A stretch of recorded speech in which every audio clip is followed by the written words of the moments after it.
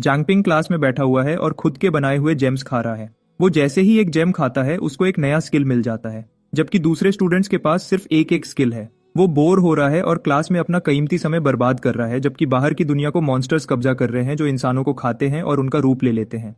ये ऐसे क्रीचर्स हैं जिनके पास इतना हाई लेवल का इल्यूजन है कि सिर्फ हमारा हीरो ही उसे देख सकता है। बस कुछ दिन पहले तक सब लोग उसको एक लूजर समझते थे जिसके पास एक यूजलेस स्किल है और जिसे सिर्फ एक फार्मर बनना था। सच ये है कि जब सभी को कॉम्बैट स्किल्स मिली, हमारे हीरो को कॉन्ट्रैक्ट जेम्स बनाने की एबिलिटी मिली। ऐसा जेम बनाने के लिए फिजिकल और मेंटल एनर्जी दोनों लगती है और इसके काम करने के लिए टारगेट को उसे अपनी मर्जी से खाना पड़ता है। एक बार खा लिया तो उसकी लाइफ, सोल और विल पूरी तरह से हमारे हीरो के कंट्रोल में आ जाती है। और तो और टारगेट को एक रेयर स्किल और इल्यूजन से इम्यूनिटी भी मिल सकती है। लेकिन कैच ये है कि कोई भी अपनी मर्जी से पूरा पपेट बनना नहीं चाहता। यहाँ तक कि उसकी गर्लफ्रेंड सू जिंगयाओ ने भी माना कर दिया था। जब वो लगभग हार मान चुका था और फार्मर्स लाइफ एक्सेप्ट कर चुका था, तभी उसके दिमाग में एक जबरदस्त आइडिया आया। क्या हो अगर वो क्रिस्टल खुद खा ले और अपना ही पपेट बन जाए। शॉकिंग बात है, ये आइडिया काम कर गया। उसको अपने बॉडी पर पूरा कंट्रोल मिल गया, कुछ लिमिट्स के साथ। वो कोई सुपरनैचुरल चीज नहीं कर सकता था, जैसे फ्लाइंग या दूसरे क्रीचर्स में ट्रांसफॉर्म होना, लेकिन वो अपनी बॉडी से वो सब कुछ करवा सकता था जो एक ऑर्डिनरी पर्सन कर सकता है, जैसे मार्शल आर्ट्स में मास्टरी करना। फिर भी वो अपनी बॉडी को दौड़ा सकता था और पुशअप्स करवा सकता था जब उसका ब्रेन सो रहा हो। जब वो अगले दिन स्कूल में उठा तो सब कुछ नॉर्मल लग रहा था, जब तक स्कूल की टॉप स्टूडेंट उसके पास नहीं आई, जबकि दूसरे लोग उसके आने पर ताली बजा रहे थे। जंगपिंग को एक मनहूस आवाज सुनाई दी और उसकी जगह एक डरावना क्रीचर दिखा। किसी और ने रिएक्ट नहीं किया और जैसे ही वो फिगर एक ट्विस्टेड स्माइल के साथ आगे झुका, उसने जांगपिंग से कहा कि वो पेल लग रहा है और पूछा कि क्या वो ठीक है। जांगपिंग ने उस डरावने क्रीचर के सामने भी खुद को शांत रखा। उसने बात को टाल दिया और बोला कि उसने बस एक बुरा सपना देखा और नींद पूरी नहीं हुई। क्लास का बहाना देकर वो तुरंत वहां से निकल गया। बाहर जांगपिंग उलझे हुए फीलिंग्स से रेसल कर रहा था। वो श्योर नहीं था कि क्या ये उसका भ्रम है या म्यूटेटेड बीस्ट स्कूल में घुस चुके हैं, और सबसे ज्यादा उसको ये चिंतित कर रहा था कि कोई और नोटिस क्यों नहीं कर रहा। जब उसने टीचर को बताने का सोचा तो उसको स्टाफ रूम में एक और क्रीचर मिला और वो तेजी से भागा। वो अभी भी शॉक्ड है और सोच रहा है कि ये जगह शायद पहले ही एक लिविंग हेल बन चुकी है। जांगपिंग को रियलाइज हुआ कि उसको ये बीइंग्स सिर्फ कॉन्ट्रैक्ट जेम निगलने के बाद ही दिखने लगे हैं। जेम जंकी को रियलाइज हुआ कि वो समनर भी है और समन भी, इसलिए सिर्फ वो ही खुद को कंट्रोल करता है और कोई बाहरी फोर्स उसकी बॉडी या माइंड के साथ टैंपर नहीं कर सकती। उसने सोचा कि कोई भी इल्यूजन उस पर अफेक्ट नहीं कर सकता और इसलिए वो अकेला ही म्यूटेटेड बीस्ट्स को उनके इस भेष में देख सकता है। सिस्टम इस क्रीचर को सेलेस्टियल फॉक्स बताता है। लेवल 26, ग्रोथ अननोन है और इसमें परसेप्शन को कॉग्निटिव डिस्टॉर्शन के जरिए मैनिपुलेट करने की एबिलिटी है ताकि दूसरे लोग इस व्यवहार को न देख पाएं। लेवल 1 पर वो इसका मैच नहीं है। उसे ये भी रियलाइज हुआ कि फॉक्स किसी को खुलेआम निगल नहीं कर सकता, बल्कि खुद को ऑर्डिनरी स्टूडेंट्स की तरह भेष बदल रहा है जो चैटिंग कर रहे हैं, इसलिए कोई नोटिस नहीं करता। क्योंकि ये माइंड कंट्रोल एबिलिटी है, सेल्फ समनर सोचता है कि सू जिंगयाओ अपनी साइकिक क्लास मेंटल पावर के साथ उसकी हेल्प कर सकती है। स्कूल छुट्टी के बाद जांगपिंग अस्यूम करता है कि सेलेस्टियल फॉक्सेस सिर्फ कैंपस तक लिमिटेड हैं, लेकिन वो स्तब्ध रह जाता है जब उसको रोड पर एक कपल दिखता है और उसे रियलाइज होता है कि लड़की असल में उन्हीं फॉक्सेस में से एक है। कितने लोग उनके बीच में अननोटिस्ड घूम रहे हैं, ये सोचकर ही उसकी रूह कांप जाती है। सिटी गार्ड हेडक्वार्टर्स पर एक खूबसूरत रिसेप्शनिस्ट उसका वेलकम करती है और वो सू जिंगयाओ से मिलने को कहता है, जिसने उसी दिन एनलिस्ट किया था। उसको शॉक लगता है जब उसके सामने वाली औरत भी भेष में एक सेलेस्टियल फॉक्स निकलती है। इस प्रकाशन से वो और ज्यादा हिल जाता है, क्योंकि इसका मतलब है कि इन बीस्ट्स ने सिटी गार्ड को ही अंदर प्रवेश कर लिया है और वो हाई लेवल अवेकनर्स से भी छुपे हुए हैं जो उनके इल्यूजन्स को पियर्स नहीं कर सकते। जब जिंगयाओ आती है, जांगपिंग कहता है कि वो सिर्फ ये चेक करने आया था कि वो ठीक है या नहीं। वो मुस्कुराती है, अश्योर करती है कि वो फाइन है और उसे अपने नए टीममेट्स से इंट्रोड्यूस करवाने को कहती है। ऑकवर्डली वो बस इतना ही कहता है कि ये तो ग्रेट है। जिंगयाओ अपनी रिजॉल्व शेयर करती है कि वो इतनी स्ट्रांग बनना चाहती है कि उन बीस्ट्स का शिकार कर सके जिन्होंने उसके पेरेंट्स को मारा था, और नर्वस होने के बावजूद जांगपिंग उसे सपोर्ट करता है। फिर वो मेंबर्स की कमी का बात करती है और पूछती है कि क्या उसे सिटी गार्ड में उसके लिए सिफारिश करनी चाहिए। जांगपिंग डिक्लाइन करता है। उसे लगता है कि उसकी पावर यूजलेस है और फार्मिंग के लिए बेटर सूटेड है, लेकिन वो उसे सेफ देखकर अच्छा फील करता है और डिसाइड करता है कि अब और इंटरफियर नहीं करेगा। लेकिन जैसे ही वो जाने लगता है, वो डर जाता है जब उसे रियलाइज होता है कि जिंगयाओ और उसके टीममेट्स भी डिस्गाइज में सेलेस्टियल फॉक्सेस हैं। बाहर जांगपिंग ये रियलाइज करके शॉक्ड है कि सिटी गार्ड, जिसे पर्ल सिटी की सबसे स्ट्रांग फोर्स माना जाता है, वो सेलेस्टियल फॉक्सेस से करप्ट हो चुकी है। वो सोचता है कि ऐसी पावर इतनी बुरी तरह से फेल कैसे हो गई। जिंगयाओ तो आज ही ज्वाइन हुई थी। फिर भी फॉक्सेस ने सिर्फ स्कूल ही नहीं, पूरी सिटी को इन्फिल्ट्रेट कर लिया है। उनके लिए हर कोई सिर्फ कैटल है जो उनके ट्विस्टेड गेम में फंसा हुआ है। अपनी एनालिसिस एबिलिटी यूज करके सेल्फ समनर को पता चलता है कि सेलेस्टियल फॉक्सेस की level range 1 to 9 low, 10 to 19 mid, 20 to 29 high और 30 to 39 एपेक्स उसके आसपास ज्यादातर लेवल 15 से ऊपर हैं, जिसमें एक की पोटेंशियल अननोन है और सिटी गार्ड जो हाई लेवल अवेकनर्स से भरी है वो भी उन्हें डिफीट नहीं कर सकती। जिसने लोशू को मारा था वो बहुत आगे है क्योंकि उसे एनालाइज करने की कोशिश करने पर उसकी लोकेशन एक्सपोज हो जाएगी। वो क्रीचर एक एपेक्स है लेवल 40 से ऊपर, एक किंग लेवल थ्रेट है जो शायद दूसरे फॉक्सेस को उनकी रैंक से कहीं ज्यादा लड़ाने के लिए एम्पावर कर रहा है। ज्यादातर म्यूटेटेड बीस्ट से अलग सेलेस्टियल फॉक्सेस बहुत इंटेलिजेंट होते हैं और रूप धारण के मास्टर होते हैं जो परफेक्टली ब्लेंड हो जाते हैं। हालांकि ये सब एक एक्ट होता है। उनका मेन टारगेट बड़े पावरफुल या हाई प्रोफाइल फिगर्स होते हैं ताकि वो कंट्रोल हासिल कर सकें, जबकि ऑर्डिनरी पीपल को बाद के लिए लाइव स्टॉक बनाकर रखा जाता है। उनसे टक्कर लेना सीधा सुइसाइड है। फिर भी जंगपिंग खड़ा रहकर मासूम लोगों को मरते हुए नहीं देख सकता। काश वो और स्ट्रांग होता। एक हफ्ते बाद जंगपिंग सुबह 4 बजे के आसपास उठता है। वो हर दिन जल्दी उठ रहा है क्योंकि कांस्टेंट ट्रेनिंग के बाद उसकी बॉडी को कम रेस्ट चाहिए। इतनी मेहनत के बावजूद वो सिर्फ लेवल 2 तक ही पहुंचा है और नए स्किल्स को अवेकन करने की आशा में जेम्स बनाता रहता है। ज्यादातर कलरलेस निकलते हैं और उनका कोई इफेक्ट नहीं होता, लेकिन आज वो एक पर्पल जेम बनाता है। हालांकि वो मजेदार नहीं लगता, पर वो उसे खा लेता है और पावर की एक लहर फील करता है।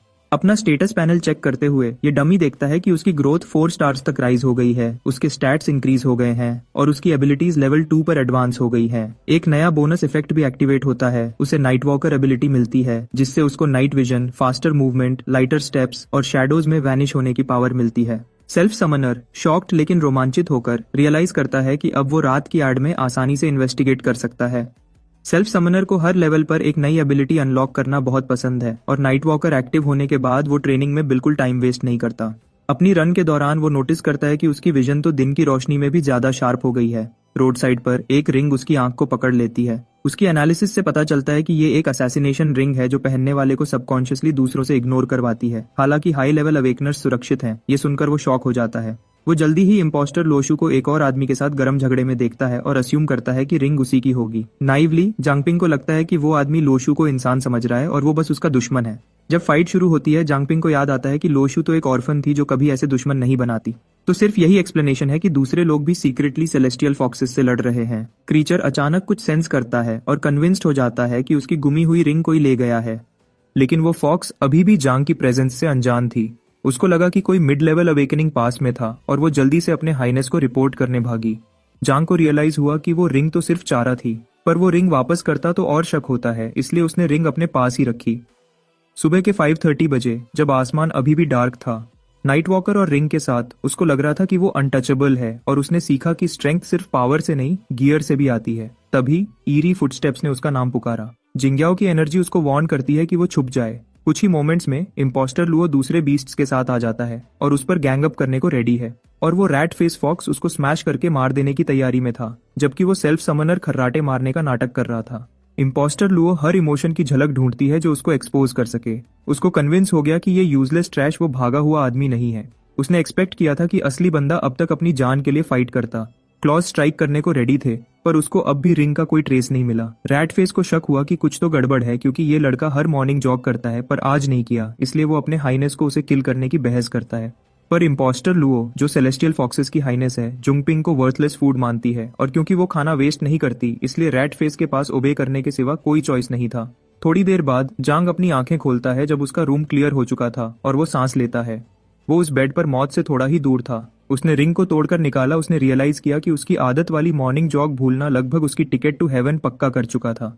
उसकी लक अच्छी थी कि खुद को सोने का ऑर्डर देने से शक दूर रहा। उसने जिंग्याओ की आवाज सुनी थी। हालांकि उसका एक हिस्सा सोचता है कि कहीं वो सिर्फ उसकी इमेजिनेशन तो नहीं थी। इस सेंटिमेंट को साइड में करते हुए उसने उसकी मौत का बदला लेने के लिए स्ट्रांग होने का पक्का फैसला कर लिया है।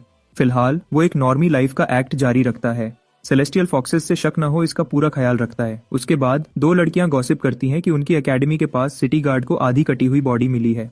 पता चला कि वो नोटोरियस ब्लैक डेथ स्टार था, पर्ल सिटी का टॉप असैसिन जिसने एक बार ओल्ड सिटी लॉर्ड को घायल किया था। ये गॉसिप जांग तक पहुंचती है जो पता करता है कि ये लास्ट नाइट वाला सफेद कपड़ों में आदमी होगा। उन्होंने सुना कि ओल्ड सिटी लॉर्ड के इंजरीज कभी पूरी तरह हील नहीं हुए और वो जल्दी मर गया था। इससे जांग रियलाइज करता है कि अगर इम्पोस्टर लुओ ने इतने बड़े असैसिन को इतनी आसानी से खत्म कर दिया तो उसकी स्ट्रेंथ उसकी सोच से कहीं ज्यादा डरावनी है। फिर भी उसको ये समझ नहीं आता कि उन्होंने बॉडी पब्लिक क्यों की, जब तक कि ये सेलेस्टियल फॉक्सेस के खिलाफ जाने की हिम्मत करने वालों के लिए एक वार्निंग न हो। जेम जंकी श्योर है कि इससे सेलेस्टियल फॉक्सेस का अटेंशन ही आएगा और वो गार्ड पर आ जाएंगे, इसलिए उसको खुद को बचाने के लिए गियर चाहिए। उसने क्लास के बाद ब्लैकस्मिथ शॉप्स चेक करने का डिसाइड किया। मार्केट जाते समय जांग एक ब्लैकस्मिथ को एनालाइज करता है जो इक्विपमेंट बेच रहा था, पर उसको पता चलता है कि वो असल में बहरूपिया में सेलेस्टियल फॉक्स है। उसने रियलाइज किया कि सिटी की सारी ब्लैकस्मिथ शॉप्स अब उनके कंट्रोल में होंगी। उसकी एनालिसिस एबिलिटी 100 सक्सेसफुल यूजेस के बाद इंटरमीडिएट लेवल तक पहुंचने की वजह से वो इम्पोस्टर ब्लैकस्मिथ को लेवल 15 पर मार्क करता है। साथ ही उसका ग्रोथ पोटेंशियल भी देखता है। वही म्यूटेटेड बीस्ट जोंग को अपना माल बेचने की कोशिश करता है, पर जांग इंटरेस्टेड नहीं है और ऐसी शॉप ढूंढता है जो उनके कंट्रोल में न हो। जल्दी ही उसको आयरन सोल ब्लैकस्मिथ शॉप दिखती है, जहां top quality sword shiny craftsmanship के साथ डिस्प्ले पर था। सेल्स ब्रैड बूढ़े आदमी की तारीफ करता है कि वो सख्त है, पर क्लेम करता है कि वो सबसे कम प्राइस दे रहा है, भले ही इसमें उसका नुकसान हो। बूढ़ा आदमी बेवकूफ नहीं बनता, ब्रैड का मजाक उड़ाता है और पूछता है कि क्या उसकी बेटी डिनर का वेट कर रही है। इस बात से ब्रैड गुस्से में आ जाता है और चिल्लाता है कि क्या बूढ़ा गधा बहरा है। तभी जांग सोर्ड उठाकर उसे इंस्पेक्ट करता है, जिससे ब्रैड गुस्सा हो जाता है कि उसने उसके सामान को कैसे छुआ। अपनी एनालिसिस यूज करते हुए जुंग को पता चलता है कि ये कॉमन क्वालिटी की वन हैंडेड सोर्ड है जो टूट चुकी थी और खराबी से रिपेयर की गई थी। जॉन कैजुअली पॉइंट आउट करता है कि सोर्ड टूट जाएगी और ऐसा ही होता है। सेल्स ब्रैड गुस्से में फट जाता है। वो चिल्लाता है कि क्या जोंग जानता भी है कि वो कौन है। जब उसके कपड़े ड्रामेटिकली फटते हैं तो वो खुद को शिंगी मार्शल आर्ट्स एकेडमी के मास्टर एमा का डायरेक्ट डिसाइपल डिक्लेयर करता है और तेज स्पीड से चार्ज करता है और जांग को तैयार रहने को कहता है। जांग हिला तक नहीं और बिना एफर्ट के उसको थप्पड़ मारता है। ब्लॉन्डी सेल्फ समनर पर गंदा खेलने का आरोप लगाता है, लेकिन जोंग की एनालिसिस उसको ल्यू बाइगो के रूप में रिवील करती है, एक लो अवेकनर जिसका 1 स्टार ग्रोथ पोटेंशियल है और वो लेवल 1 पर अटक चुका है, सिर्फ अर्थ शैटरिंग एबिलिटी के साथ। हालांकि ये देवेन डिफाइंग और चमकीला है, चमका उसको इतना ड्रेन करता है कि एक बार शुरू होने के बाद वो रुक नहीं सकता। क्राईबेबी जांग को चले जाने की अर्ज करता है, पर जेम जंकी को वहां रुके रहने में कोई इंटरेस्ट नहीं है। ब्लॉन्डी स्नीक अटैक की कोशिश करता है, पर जांग उसको तुरंत रोक देता है। तभी कोई आती है और कहती है कि वो 5 मिनट के लिए गायब थी और जगह पहले ही लाइवली हो गई है। वो वुमन जांग को वार्न करती है कि बाहर चला जाए, वरना उसको फेंक दिया जाएगा। ब्लॉन्डी सॉरी बोलकर बाहर भाग जाता है, जबकि जंग कैजुअली दूसरी शॉप्स चेक करने का डिसाइड करता है, पर वो लेडी उसको रोक देती है। वो सेल्फ समनर से बात करने की इंसिस्ट करती है। जोंगसेंस को थोड़ी प्रॉब्लम हो रही थी, पर लड़की इंसिस्ट करती है कि वो रुके और बात करे। वो अपना इंट्रोडक्शन देती है कि वो एक डैमजेल है जो अपने अंकल ल्यू टीफेंग की केयर करते हुए सरवाइव कर रही है। उसके अंकल की बेटी मिसिंग है, इसलिए वो बहुत चिंतित है। सेल्फ समनर को देखते हुए वो उसकी बॉडी फिट और पर्सनैलिटी से काफी खुश है। फिर अचानक उसको दीवार से पिन कर देती है, जिससे वो ब्लश करने लगता है। बिना कुछ और सोचे ये ब्यूटी जांग को ब्लैकस्मिथ के रूप में हायर कर लेती है, अंकल ल्यू टीफेंग की केयर करने और शॉप मैनेज करने के लिए। फूड, लॉजिंग और मंथली सैलरी की एश्योरेंस देती है। जब वो उसके मेलन्स के साथ स्क्विश्ड था, जांग सोचता है कि अगर वो फॉर्जिंग सीख लेता है तो गियर पे आगे बहुत सेव कर सकता है। ऊपर से ये शॉप सेलेस्टियल फॉक्स के कंट्रोल में नहीं है। एक स्ट्रॉ हैट पहनकर वो बोल्डली डिक्लेयर करता है कि वो किंग ऑफ ब्लैकस्मिथ्स बनेगा। वो औरत उसको जोर से थप्पड़ मारती है, उसको गुड सपोर्ट बोलती है, एग्जैक्टली वही जो उसने अपने चुने हुए आदमी से एक्सपेक्ट किया था। फिलहाल ये जेम जंकी बस उसके हाथ के नीचे सर्वाइव करने पर फोकस करता है, वरना रिस्क है कि खून निकलते निकलते मर जाएगा। कुछ दिन बाद वंडर वुमन उस सेल्फ समनर ब्रो से कहती है कि और स्ट्रेंथ यूज करो। वो सिस्टर चो चांग से पूछता है कि क्या ये ओके है, पर वो अश्योर करती है कि कोई नहीं आएगा। उसके सामने पसीना बहाते हुए वो उनकी एक्सक्लूसिव नीडिंग फॉर्जिंग टेक्निक में ट्रेन करता है। मटेरियल्स को गूंधे हुए डोग की तरफ यूज करता है। वो वेयरहाउस से मोल्ड लेने चली जाती है और उसको वार्न करती है कि आग बुझने न देना। उसके बगल में उसको एक स्कारलेट सर्पेंट स्केल दिखता है। वो सोचता है कि क्या ये फ्यूल है, पर आग कम होने की वजह से वो निराश है। वो जल्दी से उसको आग में फेंक देता है ताकि वो जलता रहे। तुरंत स्टोव एक्सप्लोड हो जाता है और जोंग सोचता है कि अब तो गया काम से। इस गर्मी की लहर के साथ कुछ गड़बड़ लगती है। जैसे ही एक स्कल फेस आसपास के स्मोक को एब्जॉर्ब करता है। जैसे ही वो होश में आता है, जोंग सोचता है कि आग कैसे बुझी, लेकिन उसकी चेस्ट बहुत तेज जल रही होती है। एनालिसिस यूज करके वो डिस्कवर करता है कि वो हायर ग्रोथ पोटेंशियल के साथ लेवल 3 पे पहुंच गया है, जैसा कि उसने गेस किया था। उसका लेवल 3 बोनस एक्टिवेट होता है, रिवील करता है कि न्यू पावर्स अनलॉक करने से उसका पोटेंशियल बूस्ट होता है और एनालिसिस और एक्वायर्ड एबिलिटीज दोनों का लेवल अप होता है। अगर वो ऐसे ही अवेकनिंग करता रहा तो उसकी ग्रोथ लिमिटलेस हो सकती है। फिलहाल वो फायर डिवाउरर अनलॉक करता है, जिससे वो फ्लेम्स निगलकर उनको अपने बॉडी में फायर एलिमेंटल एनर्जी में कन्वर्ट कर सकता है, जिसको वो डिस्चार्ज कर सकता है जब तक वो डिप्लीटेड ना हो जाए। उसकी फायर एलिमेंटल एनर्जी अब 100 आउट ऑफ 100 है। ये जेम जंकी को याद दिलाता है कि सबकी ग्रोथ पोटेंशियल की एक सीमा होती है। फिर भी वो सोचता है कि क्या वो अकेला है जो मल्टीपल एबिलिटीज अनलॉक कर रहा है। वो समझता है कि फायर डिवाउरर ने ही फ्लेम्स अब्सॉर्ब की होंगी।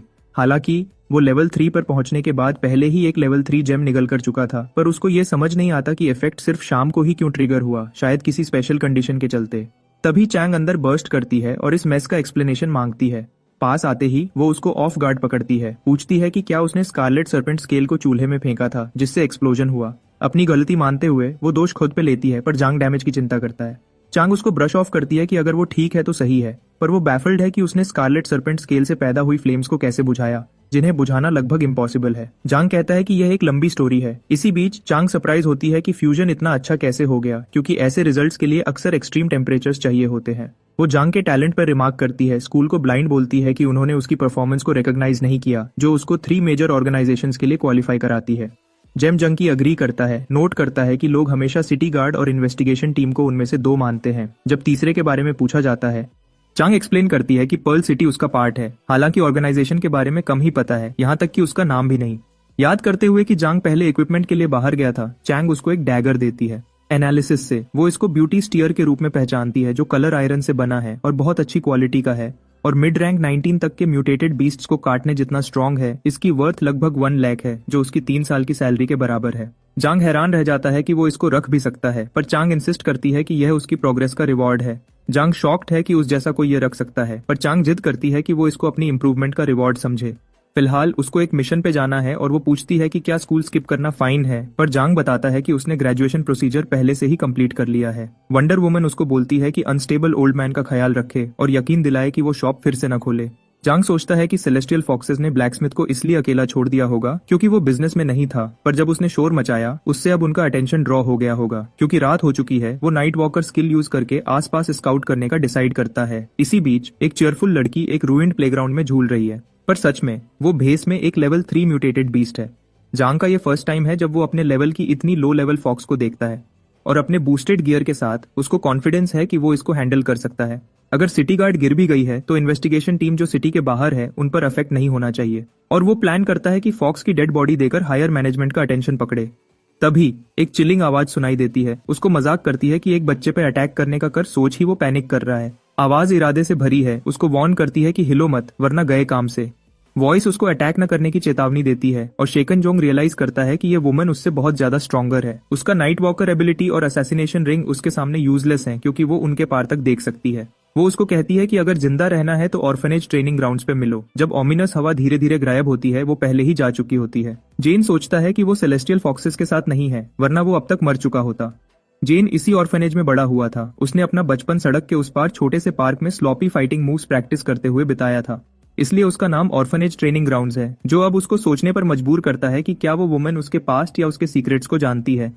ये क्लियर है कि वो उसको देख रही थी, ठीक टाइम पर आकर उसको पहले रोका था, और जांग को शक है कि वो उसको किसी रीजन से यहाँ लेके आई है। अचानक जंगलों से एक म्यूटेटेड बीस्ट निकलता है। एनालिसिस एक्टिवेट करके जांग उसको आर्मर्ड वेनम टेल रैट के रूप में देखता है, एक 2 स्टार लेवल 5 रोडेंट। उसकी वेनम सैक उसकी पूंछ पर बोन स्पर्स को पावर देती है, जो एक डेडली टॉक्सिन देने की ताकत रखती है। वो बीस्ट उससे 2 लेवल ऊपर है, इसलिए सेल्फ समनर पहले पीछे हटने का सोचता है, पर तुरंत अपना मन बदल देता है। अगर उसने इसको अभी खत्म नहीं किया तो कल ऑर्फेनेज के बच्चे खतरे में पड़ सकते हैं। वैसे भी ये सिर्फ एक लो लेवल बीस्ट है, और चैंग के डैगर के साथ उसको पूरा विश्वास है कि वो जीत जाएगा। अपनी पास्ट लाइफ में उसने जितने वेब नॉवेल्स पढ़े थे, उनमें हीरो पावर मिलते ही कॉम्बैट एक्सपर्ट बन जाता था, जो उसको पता है कि बिल्कुल ही नॉनसेंस है। वो मानता है कि उसको कोई रियल बैटल एक्सपीरियंस नहीं है, फिर भी वो जांगपिंग के समन्ड बीस्ट को आगे कमांड कर सकता है जब वो खुद रोड पे चार्ज करता है। जब वो हवा में फ्लिप करता है और रोल करके काउंटर करता है तो जांग ऑफ गार्ड पकड़ा जाता है, डैगर से संभालते हुए। उसका डिफेंस बहुत अव्यवस्थित था, और वो तुरंत रियलाइज करता है कि रोडेंट का आर्मर इतना मोटा है कि ब्यूटी स्टीयर उसको छेद नहीं सकती। इस बीस्ट को हराने के लिए उसको एक नया प्लान बनाना पड़ेगा। लड़ते हुए जांग को ऐसा लगता है जैसे वो एक वीडियो गेम कैरेक्टर कंट्रोल कर रहा हो, बस इस बार वो खुद है। वो सोचता है कि बीस्ट का एक ही वीक स्पॉट है, उसकी अनआर्मर्ड आंखें। पर जब वो डिफेंसिव बॉल में घूम हो जाता है तो उस टारगेट को हिट करना और भी मुश्किल हो जाता है। जेम जंकी डिसाइड करता है कि उसको बीस्ट का पोस्चर तोड़ना होगा, तो वो फायर डिवाउरर एक्टिवेट करता है, और जल्दी उसे एक आइडिया आता है और वो अपनी पहली कमांड पर्ल फिस्ट रैटबस्टर स्टाइल तैयार करता है। उसने कभी नहीं सोचा था कि पर्ल हिस्ट्री के वो बोरिंग लेसन्स असल में काम आएंगे। यह टेक्निक ब्रूट फोर्स से दुश्मन को अति दबाव डालने पर फोकस करती है, छोटे ओपोनेंट्स को कुचलने के लिए परफेक्ट। जैसे ही रोडेंट लंजेस करता है, जांग एक फेंट के साथ शुरुआत करता है, उसको फायर डिवाउरर कॉम्बो में चेन करता है, फिर अपना नया मूव करता है। फ्लेम्स फूटकर बीस्ट को पीछे धकेल देती है, उसको निस्सहाय छोड़कर। वो उसके वीक स्पॉट पे स्ट्राइक करता है, जिससे एक एक्सप्लोजन ट्रिगर होती है जो उसको खत्म कर देती है। उसकी स्टैट्स तुरंत बढ़ जाती हैं, और वो रियलाइज करता है कि रियल कॉम्बैट ट्रेनिंग से कहीं ज्यादा तेजी से उसको लेवल अप करता है। पर कुछ तो गड़बड़ है। वेनम टेल रैट को यहाँ होना ही नहीं चाहिए। सिटी वॉल्स के अंदर सिर्फ सेलेस्टियल फॉक्सेस का होना चाहिए। अचानक ब्लैक एनर्जी जमा होती है और उसके चारों तरफ घूमती है, उसको नीचे घसीटती है, और एक आवाज उसको 5 मिनट देती है। एक आइस कोल्ड वुमन अपीयर होती है, उसको घूर कर देखती है और डिमांड करती है कि वो प्रूफ दे कि वो इंसान है। जांग हैरान रह जाता है कि वो प्रूफ करे तो कैसे। जांग कंफ्यूजन में पड़ जाता है जब आइस वुमन उससे इंसान होने का प्रूफ मांगती है। वो रियलाइज करता है कि वो सिटी के अंदर म्यूटेटेड बीस्ट्स को सेंस कर सकती है, हालांकि वो एग्जैक्टली पता नहीं लगा सकती, इसलिए वो उसको टेस्ट कर रही है। जब उसने उस छोटे सेलेस्टियल फॉक्स पर अटैक करने की कोशिश की थी तभी उसको शक हुआ होगा। एक नर्वस स्माइल करते हुए वो पूछता है कि क्या वो कम से कम उसको हिंट दे सकती है कि उसके कहने का क्या मतलब है, और साथ ही सोचता है कि क्या वो रोडेंट शुरुआत से ही उसका टेस्ट था। 4 मिनट बचे थे। जांग 2 मिनट उसको एनालाइज करने में वेस्ट करता है और हर बार फेल हो जाता है। इतने फेलियर्स के बाद उसकी स्किल एडवांस्ड एनालिसिस में इवॉल्व हो जाती है, जो अब टारगेट का फैक्शन रिवील कर सकती है। अगले अटेम्प्ट पर उसको फाइनली पूरी रीड मिलती है। Liu Shishan of the purge squad, level 28, एक हाई लेवल अवेकनर जिसके पास वाटर मैनिपुलेशन की एबिलिटी है। ये एक एबिलिटी है जो उसको पानी पीने से वाटर एनर्जी अब्सॉर्ब और स्टोर करने देती है और शरीर के अंदर और बाहर उस पर प्रिसाइज कंट्रोल रखने देती है। उसकी स्टेटस पढ़कर जोंग को फाइनली समझ आता है कि वो एनालाइज करने में इतनी मुश्किल क्यों थी, और उसकी नाइट वॉकर एबिलिटी और असैसिनेशन रिंग का उस पर कोई इफेक्ट क्यों नहीं हुआ। पर्ज स्क्वाड उसके लिए अनजान है और वो सोचता है कि क्या यह सिटी गार्ड और इन्वेस्टिगेशन टीम के अलावा तीसरी ऑर्गेनाइजेशन है।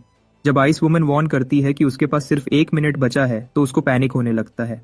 वक्त खरीदने की डेस्परेशन में वो एक कैजुअल टोन फोर्स करता है, पूछता है कि क्या वो भी ऑर्फनेज से है, क्योंकि उसने पार्क को ट्रेनिंग ग्राउंड्स कहा था। वो अपनी मेमोरी में सोचती है, उसको लियू शीशान याद नहीं आती, और गेस करता है कि उसने अपना नाम बदल लिया होगा। एक नर्वस एज के साथ वो बोल देता है कि क्या वो असली में लू टोरिन है। पुराने वक्त में एक छोटी सफेद बालों वाली लड़की का नाम लियू टोरिन था, जो हेवन संडरिंग, अर्थ शैटरिंग, सीसी इनविंसिबल फिस्ट गाती थी और जांग को ध्यान देने को कहती थी। उस मेमोरी को ताजा करते हुए जांग वही धुन गुनगुनाता है और उसके फर्स्ट से थर्ड फॉर्म्स तक का नाम लेता है, जिससे आइस लेडी ब्लश करने लगती है। वो पूछता है कि क्या वो सिस्टर सीसी है, पर सिशन उसकी बात टाल देती है और दूसरा सवाल पूछती है। इसके अलावा आइस लेडी नोट करती है कि उसकी एबिलिटी कॉन्ट्रैक्ट जेम एकेडमी में यूजलेस के रूप में रिकॉर्ड की गई है, क्योंकि उसकी एक्टिवेशन रिक्वायरमेंट इम्पॉसिबल है, और वो डिमांड करती है कि उसने क्या किया। जांग साफ साफ बता देता है कि 2 हफ्ते पहले उसने जेम को निगल लिया और खुद ही अपना समन्ड बीस्ट बन गया। तब से उसको खुद पर पूरा कंट्रोल है, म्यूटेटेड बीस्ट इल्यूजन से इम्यून है और कोई भी बहरूपिया देख सकता है। अपनी इन्वेस्टिगेशन से जांग ने एक डरावनी सच्चाई ढूंढी है। सेलेस्टियल फॉक्सेस हर जगह छुपी हैं और पूरा क्लैन शायद पर्ल सिटी में घुस चुका है। उनकी स्वाभाविक एबिलिटी कॉग्निटिव डिस्टॉर्शन ये बताती है कि वो बिना ध्यान दिए कैसे छुपी रही। ये परकसन आइस वुमन को शॉक में डाल देती है। फिर वो उनकी लिस्ट देता है। वांगशेंग ब्रेकफास्ट शॉप का ओनर, लेस स्ट्रीट पर जूअन फर्नीचर स्टोर का ओनर, लॉन्गजू स्ट्रीट पर 3 ब्लैकस्मिथ्स, और यहाँ तक कि वो छोटी फॉक्स जिसको उसने मारने से रोका था। ये सब के सब लो लेवल सेलेस्टियल फॉक्सेस हैं। जांग उसको अर्ज करता है कि वो खुद कंफर्म करे। एक लंबे पॉज के बाद वो उसको वहीं रुकने का ऑर्डर देती है जब तक वो जिन्बो के साथ ये इन्फॉर्मेशन वेरीफाई न कर ले। दूसरी तरफ जिन्बो की टीम सबसे पहले ये कंफर्म कर पाती है कि सिटी में किसी सेलेस्टियल फॉक्स म्यूटेंट बीस्ट्स की कोई रिपोर्ट नहीं मिली है। हालांकि कॉग्निटिव डिस्टॉर्शन एबिलिटी पहले भी अपीयर हुई है, जो जांग पिंग के डिस्क्रिप्शन से मैच करती है। जिन्बो की तरफ से तुरंत एक टीम 2 शॉपकीपर्स को एप्रीहेंड करने के लिए रवाना की जाती है और वो जल्दी ही वापस आने की आशा है। अचानक एक एक्सप्लोजन होता है और टीम लीडर जिन्बो तक खबर पहुंचती है कि ये ब्रेकफास्ट शॉप ओनर की डायरेक्शन से आया है। वो औरत कंप्लीटली आउट ऑफ कंट्रोल हो चुकी है, मारपीट से अटैक कर रही थी ठीक उसी वक्त जब वो उसको सिटी से गाइड कर रहे थे। वो बैक क्रैप क्रेजी वुमन जिन्बो पे लपकती है, पर वो हिला तक नहीं। उसके पेट पर एक जबरदस्त पंच से एक बड़ी सी ऑमिनस एनर्जी बाहर निकलती है, जो उसके अंदर छुपे म्यूटेटेड बीस्ट को एक्सपोज कर देती है। प्रूफ मिलने पर जिन्बो जांग की इंटेल को कंफर्म करता है और टीम को ऑर्डर देता है कि दूसरी टीम्स को वार्न करें और टारगेट को तुरंत एलिमिनेट करें। बाद में पर्ल एकेडमी में हर हाइनेस लुओ को कुछ अजीब लगता है, लेकिन वो सिटी के बाहर मारे जा चुके हैं। ऑलमोस्ट उसी वक्त लाई स्ट्रीट पर एक और प्रेजेंस गायब हो जाती है। दोनों इंस्टेंटली खत्म हो गए, उनका ट्रेस मिटा दिया गया है। वो उसकी ट्रैकिंग से भी फिसल गए। इम्पोस्टर लुओ हैरान रह जाती है और सोचती है कि इसके पीछे कौन हो सकता है। डार्क रूम स्पेस में आइस लेडी जांग को उसके बंधन से आजाद करती है। वो पूछता है कि क्या उसने उसके क्लेम्स कंफर्म कर लिए, और वो मानती है कि हाँ, पर वो पक्का नहीं कह सकती। उसकी सेलेस्टियल फॉक्स इल्यूजन्स को देखने की अचानक एबिलिटी एक जाल भी हो सकती है, उनका स्कीम खुद को एक्सपोज करने का। सीसी उस जेम जंकी को बताती है कि उसको उनका आंख और कानों की तरह एक्ट करना होगा, जबकि वो गुपचुप उस पर नजर रखेगी। फिलहाल अगर उसको कुछ भी पता चलता है तो उसको रात में कांटेक्ट करना होगा। जैन को यकीन नहीं हो रहा कि उसको रक्षा और निगरानी एक साथ मिल रही है, फिर भी वो अग्री करता है जब तक ये सेलेस्टियल फॉक्सेस को खत्म करने में मदद करता है। वो उसको एक जेड पेंडेंट फेंकती है, कोल्ड जेड, जो उसके वार्म जेड का ट्विन है। अगर वो खतरे के दौरान इसको आग में लपेट दे तो उसका वाला तुरंत गर्म हो जाएगा और उसको अपने पास बुला लेगा। वो वचन करती है कि वो जितना जल्दी हो सकेगी आएगी, पर उसको वार्न करती है कि किसी और पे ज्यादा डिपेंड ना हो। अगर उसको सच्ची सेफ्टी चाहिए तो उसको खुद को और मजबूत करते रहना होगा। हाई ट्यूशन की कॉस्ट जानते हुए Jang the self summoner martial arts सीखने या मार्शल आर्ट्स स्कूल ज्वाइन करने पर विचार करता है। सिस्टर सीसी एक सॉल्यूशन ऑफर करती है और वचन देती है कि वो उसकी तरफ से ऑर्गेनाइजेशन से भत्ते की रिक्वेस्ट करेगी जब तक वो एक सूटेबल स्कूल ढूंढता है। जांग खुश होकर थैंक्स कहता है। बाद में जांग सेलेस्टियल फॉक्सेस की तादाद में ड्रामेटिक कमी नोटिस करता है। वो मानता है कि पर्च स्क्वाड अपना काम अच्छे से कर रहा है। उसको ये भी सेंस होता है कि वो आईसी लेडी उसकी आइडेंटिटी रिवील करने के लिए उस पर ट्रस्ट नहीं करती। सिर्फ उसकी एनालिसिस एबिलिटी अपग्रेड होने के बाद ही उसने उसका फैक्शन देखा, जिससे उसका शक कंफर्म हुआ कि वो पर्च स्क्वाड का हिस्सा है। जांग ये समझ नहीं कर पा रहा कि पर्च स्क्वाड को पर्ल सिटी में सेलेस्टियल फॉक्स के घुसपैठ के बारे में कैसे पता चला, पर वो एक चीज पे फोकस करता है, उनको मिटाना। वो उनके दिए गए 10,000 पर्ल कॉइन्स के लिए भी थैंकफुल है। इसी बीच जांग एक मार्शल आर्ट स्कूल की तलाश में व्यस्त है। एक लड़की जो बीस्ट किंग फिस्ट कोर्स बेच रही थी पूछती है कि क्या वो इंटरेस्टेड है। जंग चेक करता है और उसे पता चलता है कि यह महंगा है और उसे श्योर नहीं है कि ये उसके लिए सही स्टाइल है। पिंकी अश्योर करती है कि ये हर पैसा वसूल है, क्लेम करती है कि उनकी टेक्निक्स पूरे पर्ल सिटी में फेमस हैं। वो ऑफर करती है कि बीस्ट किंग फिस्ट की पहली 3 फॉर्म्स प्रदर्शन करे, एबे king style, giant crocodile style और फीनिक्स टैलन स्टाइल। तो जुंग उत्सुक होता है और ध्यान से देखता है। सेल्फ समनर तुरंत देखता है कि beast king fist techniques pearl fist से ज्यादा एडवांस्ड हैं, बेहतर फुटवर्क और मूव्स के साथ। यह एक जबरदस्त मार्शल आर्ट स्टाइल है, खासकर एबी किंग स्टाइल, जिसकी कोई फिक्स्ड फॉर्म नहीं है और बहुत वेरिएशंस हैं।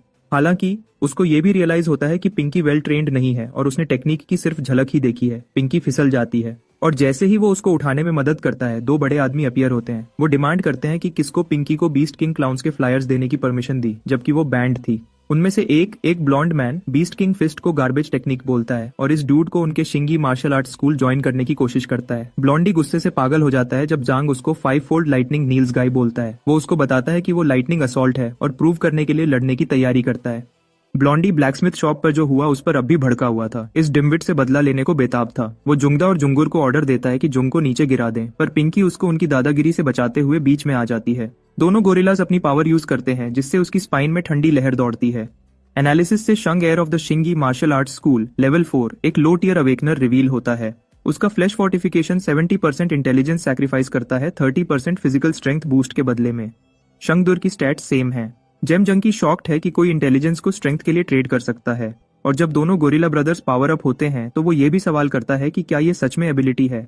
इसी बीच Jang Wang Junmin the righteous pinky from beast king martial school को एनालाइज करता है। एक लेवल 3 अवेकनर जिसका 7 स्टार ग्रोथ पोटेंशियल है। उसका गिफ्ट उसको प्रैक्टिस से कोई भी स्किल पॉलिश करने देता है और ग्रोथ स्पीड को 0 से 1000% तक बूस्ट करता है। हालांकि उसकी ट्रेट लर्निंग एबिलिटी को 90% कम कर देती है। जांग इम्प्रेस्ड है और जानता है कि वो एक लेट ब्लूमर है, पर आगे चलकर एक पावर हाउस बनेगी। फिर भी अपनी करंट स्ट्रेंथ पर वो मुश्किलों से पंगा ले रही है, तो वो फ्लायर्स वापस करता है और इसको खुद हैंडल करने का डिसाइड करता है।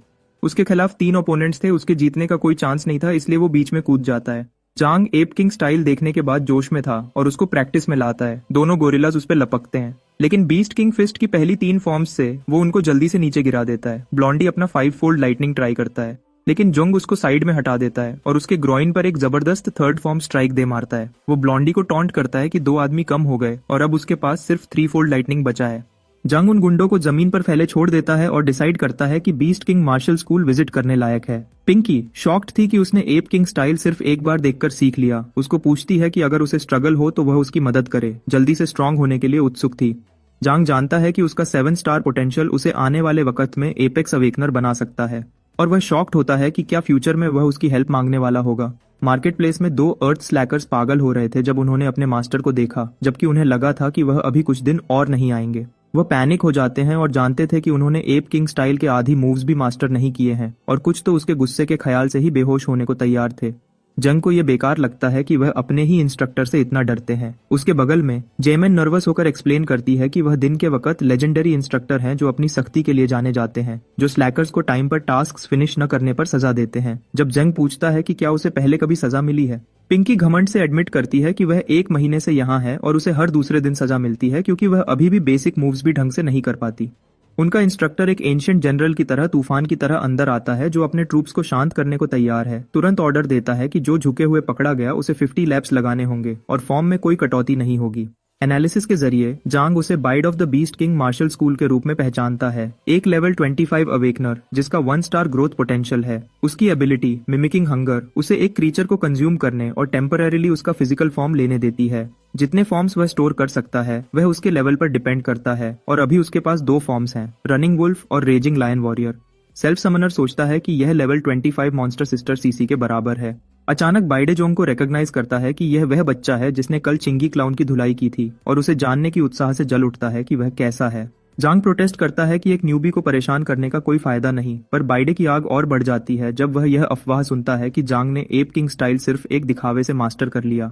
एक मुट्ठी जोंग के चेहरे की तरफ रॉकेट की तरह आती है, इतनी तेज कि उसे मून तक भेज दे, और बचने का टाइम नहीं था। फिर भी उसे कुचलने के बजाय बाइडे उसे सिर्फ एक छोटे बच्चे की तरह थपथपाता है, जांग के टैलेंट से इम्प्रेस्ड होकर। वह अफसोस के साथ नोट करता है कि इस लड़के ने आधी अधूरी प्रैक्टिस करने वाले से सीखा है, जो उसके स्लॉपी फुटवर्क को एक्सप्लेन करता है। बिदा डिसाइड करता है कि जांग को असली टेक्निक वह पर्सनली ड्रिल कराएगा बाद में, जिसको जांग शुक्र के साथ एक्सेप्ट करता है। फिर इंस्ट्रक्टर स्लैकर्स की तरफ पलटता है और सजा के रूप में एक स्पार का ऐलान करता है। जो भी उसके स्टैंडर्ड्स पर खरा नहीं उतरा उसे 500 पुशअप्स और उसके बाद वेटेड वेस्ट में 10 माइल रन करनी होगी। सेल्फ समनर को एक बॉडी एनहांसमेंट अवेकनर से ऐसे ब्रूटल ट्रेनिंग ड्रिल्स की आशा थी। जब वह उसे छूती है, पिंकी ब्लश करती है और एडमिट करती है कि बाइडे उसे बेसिक्स दिखाने से ज्यादा कम ही सिखाता है। फिर शर्माते हुए पूछती है कि क्या जोंग उसे प्राइवेट में ट्रेन करेगा। वह अग्री करता है। उसे क्लास के बाद आयरन सोल ब्लैकस्मिथ शॉप पर अपने स्पारिंग पार्टनर के रूप में इनवाइट करता है। फिर भी जांग नोट करता है कि उसकी विल लर्निंग एबिलिटी को 90% कम करती है, जिससे उसका गिफ्ट किसी भी टीचर के लिए एक नाइटमेयर है, और एक्सप्लेन करता है कि बाइडे उसके लिए इतना कम सब्र क्यों रखता है। कुछ दिन बाद आयरन सोल ब्लैकस्मिथ शॉप पर जॉन जिम को जोर शोर से ड्रिल कर रहा है, एप किंग स्टाइल को छोटे मैनेजेबल स्टेप्स में तोड़ रहा है, जो आखिरकार उसकी सुधार में मदद करते हैं। हालांकि वह अभी भी प्रैक्टिस के बीच में गिर जाती है। उसे स्ट्रगल करते हुए देखकर सेल्फ समनर मानता है कि बीस्ट किंग फिस्ट में असली गहराई है, और कई दिन की नॉन स्टॉप ट्रेनिंग के बाद उसे खुद का लेवल भी बढ़ता हुआ फील होता है। तभी सिस्टर चो चांग अपने छोटे भाई को चेक करने आती है और जिमिन को जारी करने देती है। वह बताती है कि म्यूटेटेड बीस्ट सब कम मिलने लगे हैं, इसलिए उन्हें मजबूर होकर नॉर्दर्न फॉरेस्ट्स के और अंदर जाना पड़ा, जहां वह स्टॉर्म वुल्व्स के एक पैक से टकरा गए। उसने अपनी अर्थ बरोविंग शवल यूज की। उसने टीम को छुपा दिया जब तक वुल्व्स एक वाइल्डमैन के ग्रुप पर पलट नहीं गए। उस एनकाउंटर से उसने एक रेयर विंड जेम हथिया लिया, एक अनकॉमन ट्रेजर जो एलिमेंटल एनर्जी स्टोर करता है और मेंटल कमांड्स से विंड ब्लेड्स, स्टॉर्म्स और ऐसे ही अटैक्स यूज कर सकता है। वह उसे जांग को सौंप देती है और नोट करती है कि ऐसा जेम आमतौर पर नहीं मिलता जो एक पतले बच्चे को भी ब्लेड्स और स्टॉर्म्स समन करने दे। विंड मैजिक का एक झटका सेल्फ समनर के चारों तरफ घूमता है और उसके दिमाग में एक आवाज गूंजती है, वार्न करती है कि किसी का बड़ा भाई इसे उतारे नहीं और हाथों को छोड़ दे। अचानक जांग को fan family saber style first form sword चीज स्वीपिंग क्रॉस सुनाई देता है। उसके बाद ऊपर चिड़ियों का एक खुशनुमा गाना, जेड ग्रीन हिल्स पर प्यार की एक सिम्फनी। फिर एक और आवाज बीच में आती है, डार्क और चिलिंग, क्लेम करती है कि यूए एर्शी मर चुकी है और कसम खाती है कि आज 2 कर्स्ड ह्यूमंस को खा जाएगी। जब वह अपनी स्टेटस चेक करता है तो जोंगपिंग आयरन सोल ब्लैकस्मिथ शॉप से लेवल 4 और 4 स्टार्स के साथ रिवील होता है। उसका लेवल 4 बोनस एक नई एबिलिटी अनलॉक करता है, विस्पर्स ऑफ द विंड, जो पैसिवली 10 माइल्स के अंदर तेज इमोशंस महसूस करने वाले किसी के भी थॉट्स को एम्पलीफाई करता है, और यह एबिलिटी वह कंट्रोल नहीं कर सकता। जोंग रियलाइज करता है कि कॉन्ट्रैक्ट जेम देरी से काम करता है। फिर वह आवाज यूए लियू के बारे में बोलती है, शॉप में 2 इंसानों के बारे में, वांग जिमिन और एक लड़का। शक करती है कि बाद वाला वही है जिसने एकेडमी डॉम्स में उनके हाइनेस को गुस्सा दिलाया था। उसी पल में जांग उसे एक सेलेस्टियल फॉक्स के रूप में पहचानता है और हैरान रह जाता है कि वह जिमिन के सामने शॉप में ही उसे शिकार करने का प्लान बना रहे हैं। बाथरूम में सीसी नहा रही है जब वार्म जेम गर्म हो जाता है, वार्न करता है कि जोंगपिंग सीरियस डेंजर में है। इसी बीच जांग परेशान हो जाता है कि सिस्टर सीसी अभी तक नहीं आई और वह 2 नेचुरल ऑर्डर फॉक्सेस को सब्र खोते हुए सुन सकता है, जो किसी भी वक्त अटैक करने को तैयार थे।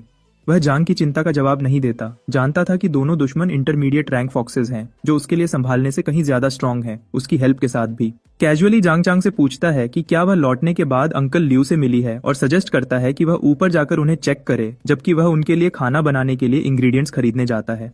वह अग्री करती है, उसके हाथ का खाना फिर से खाने के लिए एक्साइटेड थी और प्लान करती है कि विंड जेम को अपने साथ ले जाए। इसी बीच जेम जंकी डिसाइड करता है कि वैंग जेमेन को जल्दी से बाहर निकाले, इससे पहले कि सिस्टर चैंग और अंकल लियू भी खतरे में फंस जाएं। स्मिथीज बैकयार्ड में जेमेन उसे अपना पोस्चर चेक करने को पूछती है, पर वह तुरंत उसे साइड में खींचता है, उसे चुप रहने और उसके पीछे आने को कहता है। बहुत देर हो चुकी थी, सेलेस्टियल फॉक्सेस पहले ही वहां थे।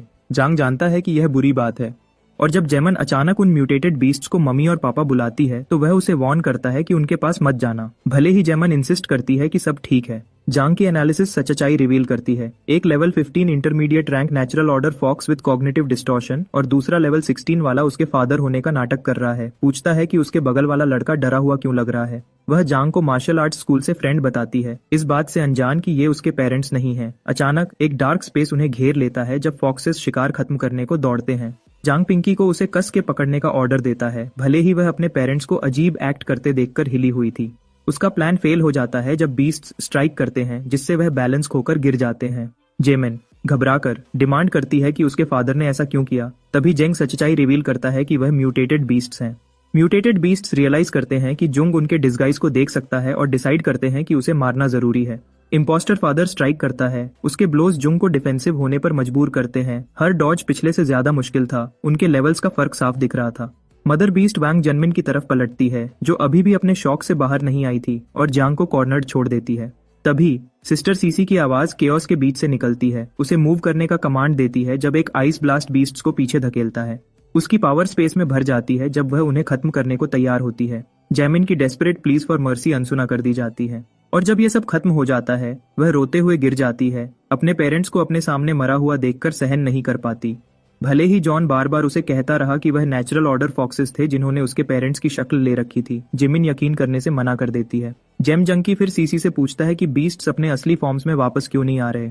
वह एक्सप्लेन करती है कि सिटी के अंदर शायद कोई किंग रैंक फॉक्स है जो उनके इल्यूजन टैलेंट को बढ़ा रहा है, इतना स्ट्रॉन्ग कि लो लेवल बीस्ट्स भी हाई रैंक अवेकनर्स को बेवकूफ बना सकते हैं। वह जोड़ती है कि जिनको उन्होंने सिटी के बाहर मारा था वह वापस इसलिए पलटे क्योंकि इफेक्ट वहां तक नहीं पहुंचा था। इस बात से जुंग को एक आइडिया आता है, शायद वह अकेला है जो उनके डिस्गाइजेस को एक्सपोज कर सकता है। वह जिम की तरफ पलटता है और सच्चाई रिवील करता है। इन म्यूटेटेड बीस्ट्स ने उसके पेरेंट्स को मारा और उनका रूप ले लिया। उसकी आंखों में आंसू भर आते हैं जब उसके शब्दों का बोझ उस पर पड़ता है।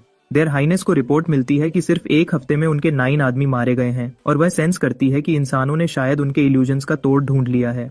एक म्यूटेटेड फॉक्स अर्ज करता है कि वह सिटी पर जबरदस्ती कब्जा कर ले और सबको मार दे, जबकि दूसरा चिंता करता है कि अगर वह सारा खाना वेस्ट कर देंगे तो उन्हें घास खानी पड़ेगी। इम्पोस्टर लुओस उन्हें चुप करा देती है।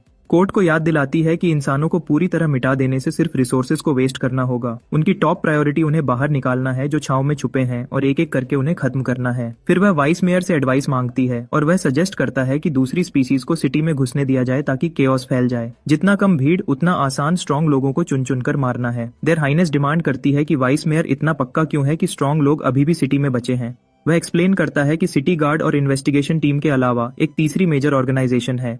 जब से सिटी लॉर्ड घायल हुआ और भागा, तब से उसे शक है कि वह आदमी उसी ग्रुप में छुपा हुआ है, उनके कमजोर होने का वेट कर रहा है। दूसरे फॉक्सेस अग्री करते हैं कि बाहर की स्पीसीज को अंदर लाना अच्छा आइडिया है, और कुछ तो टेस्ट में बदलाव का स्वागत भी करते हैं। देयर हाइनेस वाइस मेयर की सलाह को मानती हैं, वार्न करती हैं कि उसने अभी के लिए उनकी तारीफ ले ली है, पर अगर उसने हद पार की तो उसे खत्म कर दिया जाएगा। किंग अभी भी सो रहा है और उसकी कोई इंटेंशन नहीं है कि हुआंग जामिंग अपनी जगह भूल जाए। हुआंग जामिंग कसम खाता है कि उसने अपनी जिंदगी पर्ल सिटी को समर्पित कर दी है। इसकी गिरावट का जिम्मा पहले सिटी लॉर्ड की कमजोरी पर डालता है। वह मानता है कि सिटी को स्ट्रॉन्ग लोगों का होना चाहिए। उसी वक्त जिमिन अपने पेरेंट्स के रिमेन्स को छूने के लिए हाथ बढ़ाती है। जल्दी न जान पाने का निराशा भरा हुआ था। सीसी ठंडे तरीके से कहती है कि वह वैसे भी कुछ बदल नहीं पाती, और जियामिने टूट जाती है। खुद को ब्लेम करती है कि वह बहुत कमजोर थी, बेसिक्स भी मास्टर नहीं कर पाई, और विश करती है कि उसके बजाय वह मर जाती। जांग उसे अपनी बाहों में खींचता है, कहता है कि ये उसकी गलती नहीं है। वह शेयर करता है कि उसने भी किसी प्यारे को खोया था। सेलेस्टियल फॉक्स और सिटी गार्ड में छुपे लोगों ने उसे मार दिया था। वह ख्याल अभी भी उसे चिंतित करता है, और भले ही वह सोचता है कि क्या उसे रोकने से उसकी जान बच जाती, अंदर ही अंदर वह जानता है कि कुछ भी आउटकम को बदल नहीं सकता था। वह अपना सपना शेयर करता है कि सिटी गार्ड ज्वाइन करना है। उस रास्ते पर दौड़ने के लिए डिटरमिन्ड थी, चाहे कुछ भी हो। उसके पेरेंट्स के साथ जो हुआ वह उसकी गलती नहीं थी, पर अब वह एक बेहतर फ्यूचर के लिए लड़ सकते हैं और इतने स्ट्रांग हो सकते हैं कि जिन्हें वह प्यार करते हैं उन्हें प्रोटेक्ट कर सकें। उसके पेरेंट्स ऊपर से देख रहे होंगे और वह गर्व फील कर रहे होंगे। जेमिन को उन शब्दों की जरूरत थी, और वह जांग को थैंक्स कहती है और बोलती है कि सिटी के हर मॉन्स्टर को मिटा देगी। पर तभी जॉन खून खांसता है और जेम पैनिक हो जाती है। बहुत देर से रियलाइज करती है कि वह कितना बुरी तरह घायल हुआ था। जेम जंकी अपने शरीर को रुकने के लिए मजबूर करता है, पर यह सिर्फ थोड़े ही वक्त के लिए चलता है। जब वह फाइनली जागता है तो सीसी और जुमान उसे होश में देखकर सुकून फील करते हैं। सीसी उसे वार्न करती है कि हिलो मत, वरना वुंड फिर से खुल जाएगा। जबकि पिंकी ये डिक्लेयर करती है कि उसने प्रण लिया है कि वह और स्ट्रॉन्गर बनेगी और सारे सेलेस्टियल फॉक्सेस को वाइप आउट कर देगी। तो यह रिजॉल्व ईजिस जंग को शांति देता है और वह उस पर ट्रस्ट करता है। जेमियोन का घर अब सेफ नहीं है, ये डिसाइड करके सीसी उसे सुरक्षा के लिए यहाँ रुकने को इनवाइट करती है। उसी पल जांग को एक आवाज सुनाई देता है कि किंग अभी भी सो रहा है और हुआंग जेमिंग को अपनी औकात पता होनी चाहिए। वह उस आवाज को लुओशी यूज्ड की आवाज पहचानता है और तुरंत सेलेस्टियल फॉक्सेस से रिलेटेड ये लीड सीसी के साथ शेयर करता है। उसके बाद सेल्फ समनर ये रिवील करता है कि पर्ल सिटी का vice mayor Huang जेमिंग celestial foxes का नौकर बन चुका है और उसने अपने ही लोगों को धोखा दिया है। आईसी लेडी को उनके किंग के बारे में पता चलता है, जिसकी पावर से इल्यूजन्स इतनी बढ़ सकती हैं कि वह एपेक्स लेवल अवेकनर्स को भी धोखा दे सकें। वह सोचता है कि किंग के कमजोर होने पर वापस वार करने का यह उनका बेस्ट चांस है। वह सेल्फ समनर को टास्क देती है कि वह सिटी में छुपे फ्रीक्स का पता लगाए और वह बिना सोचे एक्सेप्ट कर लेता है। तभी बूढ़ा आदमी भूख की शिकायत करता है, पर वह उसे यकीन दिलाती है कि सेल्फ समनर जल्दी ही ग्रोसरीज लेकर वापस आएगा। पर्ज स्क्वाड बेस पर मैनी गुस्से में बड़ी बड़ी बातें करती है कि पहले उसे सीक्रेट चेंबर एक्टिवेट करने में घसीटा गया और अब सेलेस्टियल कर्टेन में, और वह बरबराती है कि सीसी को बॉस की तरह ऑर्डर्स देना बहुत पसंद है। चेन लुओ वे उसे इग्नोर करता है, जबकि शूजी उसे चुपके से कॉफी ऑफर करती है और कहती है कि टाइम लग सकता है। कुछ ही देर में शूजी सोलर चार्ज को चैनल करती है, मैनी ब्लैक कर्टेन को वीव करती है और लू वे लाइट और शैडो डिस्टॉर्शन को शेप देता है। साथ में वह सिटी वाइड कर्टेन को यूज करते हैं। कुछ देर तक साथ काम करने के बाद पर्ज स्क्वाड फाइनली जोंगिन को अपने कुछ सीक्रेट्स बताने का डिसाइड करती है। पर्ल सिटी की सबसे सीक्रेटिव ऑर्गेनाइजेशन के रूप में जानी जाने वाली यह टीम सिटी को हर थ्रेट से रक्षा करने और हर करप्शन को पर्ज करने की वचन खा चुकी है। सिटी के हिडन वेपन की तरह वह अक्सर कोवर्ट मिशंस को स्पेशलाइज्ड यूनिट, जिसे बैरियर टीम कहते हैं, उसकी सपोर्ट से अंजाम देते हैं। सिस्टर सीसी के अकॉर्डिंग इस टीम में 3 मेंबर्स हैं। मैनी, उनकी लीडर, ब्लैक कर्टन की पावर चलाती है। वही डार्क रूम स्पेस जिसमें जांग ने एक बार एंटर किया था, वह मैनी की ही धरोहर थी। अगला है जीजाई, सोलर चार्ज चलाने वाला एक लिविंग पावर बैंक जो सनलाइट को एब्जॉर्ब करता है और अपने टीममेट्स को पूरी ताकत से फाइट करते रहने के लिए चैनल करता है। फिर है Luo way, master of light and shadow distortion, जो दोनों को मोड़ सकता है ताकि वह खुद या कोई और चीज पूरी तरह से गायब हो जाए। मैनी के साथ ये trio illusory light celestial curtain बनाता है, एक पॉकेट डायमेंशन जो किंग लेवल के दुश्मन को छोड़कर सबको अंदर ट्रैप कर लेता है। उस वर्ल्ड में वह टेरेन को अपनी मर्जी से बदल सकते हैं, जिससे बैरियर टीम का यह अल्टीमेट वेपन सेलेस्टियल फॉक्सेस के इल्यूजन्स के खिलाफ एक डेडली काउंटर बन जाता है। 2 फॉक्स वुमेन सड़कों पर टहल रही हैं जब एक दूसरी से अर्ज करती है कि यूए एयर याई एक ह्यूमन को पकड़े, पर रिफ्यूज करते हुए याई कहती है कि सिटी में पहले ही काफी तनाव है, और वह यूए एयर याई ऐसे पूछती है कि क्या उसे कुछ अजीब लग रहा है। याई हिचकिचाती है, फिर एडमिट करती है कि हाँ, यह अजीब है कि सारे ह्यूमंस अचानक से गायब कैसे हो गए। उसी पल एक गोल्डन बीम आसमान से नीचे आता है। अटैकर इस बात से नाराज है कि वह एक ही बार में खत्म नहीं हुआ। याई तुरंत पहचान जाती है कि यह वही है जो पर्ल सिटी में उनके लोगों का शिकार कर रहा है, और वार्न करती है कि रीइंफोर्समेंट्स आने पर उसे पछतावा होगा। गोल्डन बॉय जिन्बो बस उन्हें धमकी देता है कि बुला लो उनको। जांग की इंटेल के अकॉर्डिंग जिन्बो लेवल 32 पर है, जबकि वह 2 फॉक्सेस मुश्किल से लेवल 25 तक पहुंची हैं। उसके लिए यह फाइट तो है ही नहीं। वेरेन ये जिन्बो पर कूदते हैं, श्योर हैं कि वह बस एक कॉकी फूल है, पर गोल्डन बॉय उन्हें हेड ऑन मिलता है। एक स्ट्राइक जिसे याई ने ब्लॉक करने का सोचा था, उससे उसकी स्लीव फट जाती है, जिससे यी का गुस्सा और बढ़ जाता है। वह फ्रीक शॉक्ड है कि उसके जैसे लोग इस बंदे से हार गए। वह चार्ज करती है, लेकिन एक गोल्डन पंच उसे पीछे की तरफ धक्का देता है और वह हवा में उड़ते हुए गिर जाती है, और जिन्बो का जवाब डिलीवर हो जाता है। यू एयर याई गुस्से में जिन्बो पर झपटती है, पर वह वक्त रहते उसकी बांह को पकड़ लेता है। वह टॉन्ट करता है कि उसकी पावर एम्बुशेस में काम करती है, फेस टू फेस कॉम्बैट में नहीं। उसके जोर से पकड़ने की वजह से याई की चीख निकल जाती है और वह ये को बचाने के लिए बुलाती है, पर जिन्बो याई को सीधा ये की तरफ उछाल देता है, जिससे दोनों टकराकर एक तरफ गिर जाते हैं। फिनिशिंग ब्लो के लिए जिन्बो हवा में ऊंचा उड़ता है और एक जबरदस्त किक मारता है जो दोनों दुश्मनों को जमीन में दे मारता है। हार के बाद भी वह समझ नहीं पा रहे कि वह फेल क्यों हुए, और वह जाल में पहले ही फंस चुके थे। जिन्बो रुकता नहीं, एक और स्ट्राइक यूज करता है जो एरिया को गोल्डन थंडर में धमाके से उड़ा देता है। ऊपर से जांग सेसी के साथ देख रहा है। सेसी जिन्बो की ताकत को कॉम्बैट डिवीजन के लीडर के रूप में नोट करती है, जबकि जोंग बस हंसता है और कहता है कि उसकी आउटफिट तो सुपरस्टार की तरह चिल्ला रही है रियल वर्ल्ड में वापस आकर। शुबाई ने ल्यूसिशन को बताया कि म्यूटेटेड बीस्ट्स शहर के बाहर जमा हो रहे हैं। सब बेचैन हैं, जैसे कोई उन्हें उकसा रहा हो। अगर वह दीवार तोड़ के अंदर आ गए तो illusory light celestial curtain overload हो सकती है। सीसी ने फील्ड असेसमेंट का ऑर्डर दिया और शुबाई ने जांग को साथ ले जाने का सुझाव दिया। अच्छी कॉम्बैट ट्रेनिंग हो जाएगी, और उसकी मार्क्ड फॉक्सेस तो पहले से ही कॉम्बैट टीम के रेडार पर हैं। सेल्फ समनर सोचता है कि क्या इसका कनेक्शन उन्हीं स्टॉर्म वुल्फ्स से है जिनसे सिस्टर चैंग टकराई थी। फिर सीसी ने जांग से शहर के बाहर मदद मांगी और उसे अश्योर किया कि उसकी ब्लैकस्मिथ शॉप पर लोग गार्ड करेंगे। ज्यादा जोर देने पर उसने ऐड किया कि वह अभी उनके बॉस से बात कर रही थी। वह कोई है जिससे जांग इस मिशन के बाद मिलेगा। जब वह शहर के बाहर जा रहे थे, जेम जंकी ने बोला कि इतने अरसे बाद वह पहली बार वॉल्स के बाहर आया है और उन अजीब प्लांट्स के बारे में पूछा। सीसी ने तुरंत उसे रोका, एक प्लांट के फायर होने से ठीक पहले जो जांग को लगते लगते बचा। उसने समझाया कि यह हाइड्रोक्लोरिक एसिड ग्रास है जो डेंजरसली करोसिव है और अब इसका फ्रूटिंग सीजन चल रहा है। जब इसके पॉड्स पक जाते हैं तो फायरवर्क्स की तरह एक्सप्लोड होते हैं, सीड्स हर जगह फैलाते हैं, इसलिए उसे ध्यान से चलना पड़ेगा। उसने ये भी बताया कि एक खास म्यूटेटेड बीस्ट इस ग्रास को खाता है और वही उसका पहला ओपोनेंट होगा। तब तक वह icy lady mutant beast riot को स्काउट करने चली गई और जांग को वार्न किया कि ज्यादा दूर मत भटकना। जब उसने एक बनी को प्लांट्स खाते देखा तो सेल्फ समनर ने उसे एनालाइज किया। यह एक कॉस्टिक एक्वा बनी है, एक लो लेवल म्यूटेंट जिसका 3 स्टार पोटेंशियल है, लेवल 9, जो अपने कानों की ग्लैंड से कोरोसिव एसिड फायर कर सकता है। जांग को तो यह डमी लग रहा था, पर आर्मर्ड वेनम टेल रैट से ज्यादा स्ट्रॉन्ग। ठीक उसी वक्त उसने गार्ड डाउन होने का फायदा उठाया और स्ट्राइक किया, पर वह क्यूट सी रैबिट आसानी से डॉज हो गया।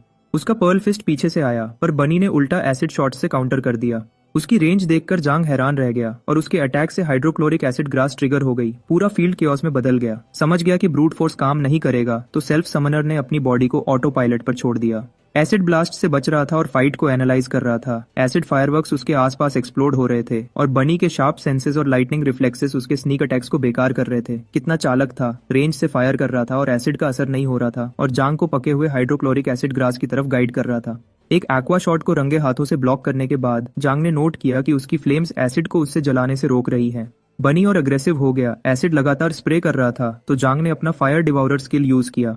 कोरोसिव प्रोजेक्टाइल्स इवेपोरेट हो गए। उसने रियलाइज किया कि सीसी ने उसे इस टास्क के लिए क्यों ट्रस्ट किया। ये उसके करंट लेवल से ज्यादा था, पर उसने ये बर्डन उठाया, ये जानते हुए कि फेलियर के आउटकम्स भी हो सकते हैं। उधर बनी गुस्से में था कि उसका एसिड वेस्ट हो गया। ये आने वाले चैलेंज का जीता जागता रिमाइंडर था। ठीक उसी वक्त सेल्फ समनर को एक जाना पहचाना शिफ्ट फील हुआ, क्योंकि लो लेवल बीस्ट्स की अक्सर सेकंड फेजेस होती हैं। कॉस्टिक एक्वा बनी पूरी स्पीड से उसकी तरफ लपका। क्लॉज से एसिड गिर रहा था। मिड ब्लॉक में जांग के आर्म पर एक स्वाइप लगा। उसने जाना कि बनी ने रेंज्ड अटैक्स छोड़कर क्लोज कॉम्बैट शुरू कर दिया है। उसने आगे बढ़ाया, fire to power, flame reserves और ओवरराइडिंग को कंबाइन किया और बिना जले खुद को फ्लेम्स में लपेट लिया। उसके रिजर्व्स 100 में से 43 पर गिर गए, जिसका मतलब था कि उसे यह जल्दी खत्म करना होगा। उसने बनी को कॉर्नर किया और स्ट्राइक किया। उसकी आखिरी डॉज से उसके रिजर्व्स 0 हो गए, पर बिल्कुल उसी तरह जैसे उसने प्लान किया था उसने फायर टू पावर एक्टिवेट किया। अब्जॉर्ब फ्लेम्स से उसने आग को वापस अपने रिजर्व्स में खींच लिया, फाइट जारी रखने के लिए तैयार। उधर जांग ने डैगर्स फेंके, बनी के मिड एयर डॉजेस को टेस्ट करते हुए। एक स्ट्राइक कनेक्ट हुआ, उसे क्रिस्प तक जला दिया। फिर भी उसके स्टैट्स ने दिखाया कि वह अभी जिंदा है। उसने फिर एक ब्रूटल स्टैब किया और लेवल 9 बीस्ट से एक्सपेक्ट किए गए 2 स्टैट पॉइंट्स उसे मिले। हालांकि उसका लेवल नहीं बढ़ा। जितना ऊपर वह चढ़ रहा था उतना ही लेवलिंग मुश्किल हो रहा था। इससे पता चलता है कि स्टैट्स क्यों अक्सर लेवलिंग के बिना बढ़ जाते हैं। फायर डिवाउरर ने 1000 टोटल फ्लेम अब्जॉर्प्शन टच किया, इंटरमीडिएट स्टेज पर पहुंच गया और उसके रिजर्व्स बढ़कर 300 हो गए। उसका स्किल लेवल अप हो गया, जिससे यह फाइट जितनी एक्सपेक्ट की थी उससे कहीं ज्यादा रिवॉर्डिंग बन गई। फिर भी जांग ने साइंस मिस कर दिए जब तक उसने एसिड बनीज के झुंड को घूरते हुए नहीं देखा। उस पल वह खुद को रोक नहीं पाया और एफ से शुरू होने वाला एक सिंगल अजीब सा सिलेबल निकाला। फायर डिवाउरर रिजर्व्स गिरकर 100 में से 2 पर आ गए और जांग को पता था कि उसकी फ्लेम्स खत्म होने वाली हैं। हंड्रेड्स ऑफ आईज उस पर टिक गए जब वह फ्रेंजीड बनीज से घिरा हुआ था। उसकी इंस्टिंक्ट ने उसे पेंडेंट एक्टिवेट करने को कहा, पर सारे बनीज पूरी स्पीड से चार्ज कर रहे थे। उसके पास भागने के अलावा कोई चारा नहीं था। दौड़ते हुए उसने खुद से कहा कि समझदारी बहादुरी का सबसे अच्छा हिस्सा होती है और सीसी की मदद के लिए कोल्ड जेड को जला दिया। अपनी कोशिशों के बावजूद रिलेंटलेस बनीज ने जल्दी ही उसे कॉर्नर कर लिया। जांग जिद्दी था। उसने मानने से मना कर दिया कि बनीज कोऑर्डिनेट कर रहे हैं, भले ही उनके फ्लैंकिंग मैन्यूवर्स उसे असली मुसीबत में डाल रहे थे। कोई चारा न होने पर वह अपने कपड़ों को एसिड स्प्रे के खिलाफ मेकशिफ्ट शील्ड की तरह यूज करता है। ठीक समय पर सीसी इंटरवीन करती है, उसे वाटर मैजिक से शील्ड करते हुए, और उसे पीछे रहने का इंस्ट्रक्ट करती है। वह जल्दी नोटिस करती है कि बोल्डर रैबिट्स भी बजर्क हो गए हैं और एक मैसिव वेव ऑफ वाटर भेजती है जो साइट में हर बनी को लगभग डुबो देती है। केओस के बीच एक ह्यूमन लाइक फेस उभरता है जो एक ट्रैजिक स्टोरी की हिंट देता है। जंग रियलाइज करता है कि वह मुश्किल से इन क्रीचर्स में से एक को टेक डाउन कर पाया है और वह एवरीथिंग दे रहा है, फिर भी फाइट और डिमांड करती है।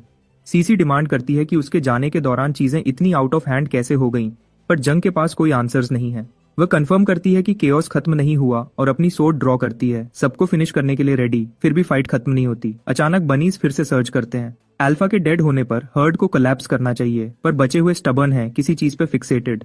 कोई और चॉइस न देखकर सीसी अपनी सोर्ड के साथ ऑल आउट जाती है, पर फिर भी एक लोन बनी रह जाता है। इसी बीच सीसी रियलाइज करती है कि वे अल्फा से डील कर रहे हैं और की इसके बॉडी के अंदर है। वह बनी की पावर स्ट्रिप करती है और एक स्पिरिट कंट्रोलिंग पिल रिट्रीव करती है। सेंट जॉन्ग का अटेंशन कैच करती है और सीसी एक्सप्लेन करती है कि इसे एक सर्टेन ऑर्गेनाइजेशन ने म्यूटेटेड बीस्ट्स को कंट्रोल करने के लिए क्राफ्ट किया है। वह कंफर्म करती है कि बीस्ट जो जुकलन को एम कर रहा है फाइनली खुद को रिवील कर रहा है। पिल इमिट्स एक यूनिक अरोमा जो ओनली लो और मिड लेवल म्यूटेंट्स डिटेक्ट कर सकते हैं, जो उन्हें इसे कंज्यूम करने के लिए लूर करता है। कंज्यूम करने पर बीस्ट्स अपनी विल लूज कर देते हैं, पिल के मास्टर के कंप्लीटली सबसर्विएंट हो जाते हैं और यह जेम कॉन्ट्रैक्ट से बहुत डिफरेंट इफेक्ट है। जू क्लैन की कंट्रोल स्ट्रेटेजी एक मिस्ट्री रहती है, यह जानते हुए कि पिल डाइजेस्टिबल नहीं है, इसे पीछे छोड़ने से और बीस्ट्स इसके इन्फ्लुएंस में आ सकते हैं। वापस जाते हुए सीसी पिल्स और बीस्ट रैम्पेज के कनेक्शन को नोट करती है और हेडक्वार्टर्स को रिपोर्ट करने की प्लान करती है। वह जांग को यह भी बताती है कि वह सिटी वॉल्स के बाहर उसके साथ ट्रेनिंग कंटिन्यू करेगा। चैट करते हुए एक शैडोई फिगर पास में लर्क करता है, पर सीसी जल्दी उसे सेंस करती है और एक ट्री को हाफ में स्लाइस कर देती है। जांग पूछता है कि क्या कुछ रॉन्ग है, पर वह ब्रश ऑफ करती है, अपनी फोकस शार्प रखते हुए। एक वीक बाद हिज हाइनेस लुओ को उसके लैकीज ने इन्फॉर्म किया कि क्राफ्ट्समैन स्ट्रीट के सारे सेलेस्टियल फॉक्सेस गैदर हो गए हैं। स्ट्रेंज विंड्स बाहर स्टर करते हैं। जैसा कि लुआ रिमार्क करती है कि म्यूटेटेड बीस्ट्स पहले से कहीं ज्यादा ऑफन अटैक हो रहे हैं। वह वंडर करती है कि क्या हुआंग जेमिन इसके पीछे है, पर थॉट्स डिसमिस करती है क्योंकि वह अब उस पर रिलाई नहीं करती। इंस्टेड वह डिसाइड करती है कि फाइनली उसका टाइम है मूव करने का। और बस ऐसे ही इम्पोस्टर लूट अपने मिनियंस को बताती है कि ह्यूमंस ने कॉग्निटिव डिस्टॉर्शन से फ्री होने का वे ढूंढ लिया है, जिससे उनके काइंड में हैवी लॉसेस हुए हैं। फॉलन क्राफ्ट्समैन स्ट्रीट के पास स्टेशन्ड थे और जो अभी वहां हैं वे नेक्स्ट टारगेट्स हो सकते हैं। काउंटर करने के लिए बिग फ्रीक अपने लैकीज को एक कन्विंसिंग सीन स्टेज करने का ऑर्डर देती है जो एनिमी को रैशली एक्ट करने के लिए पुश करे।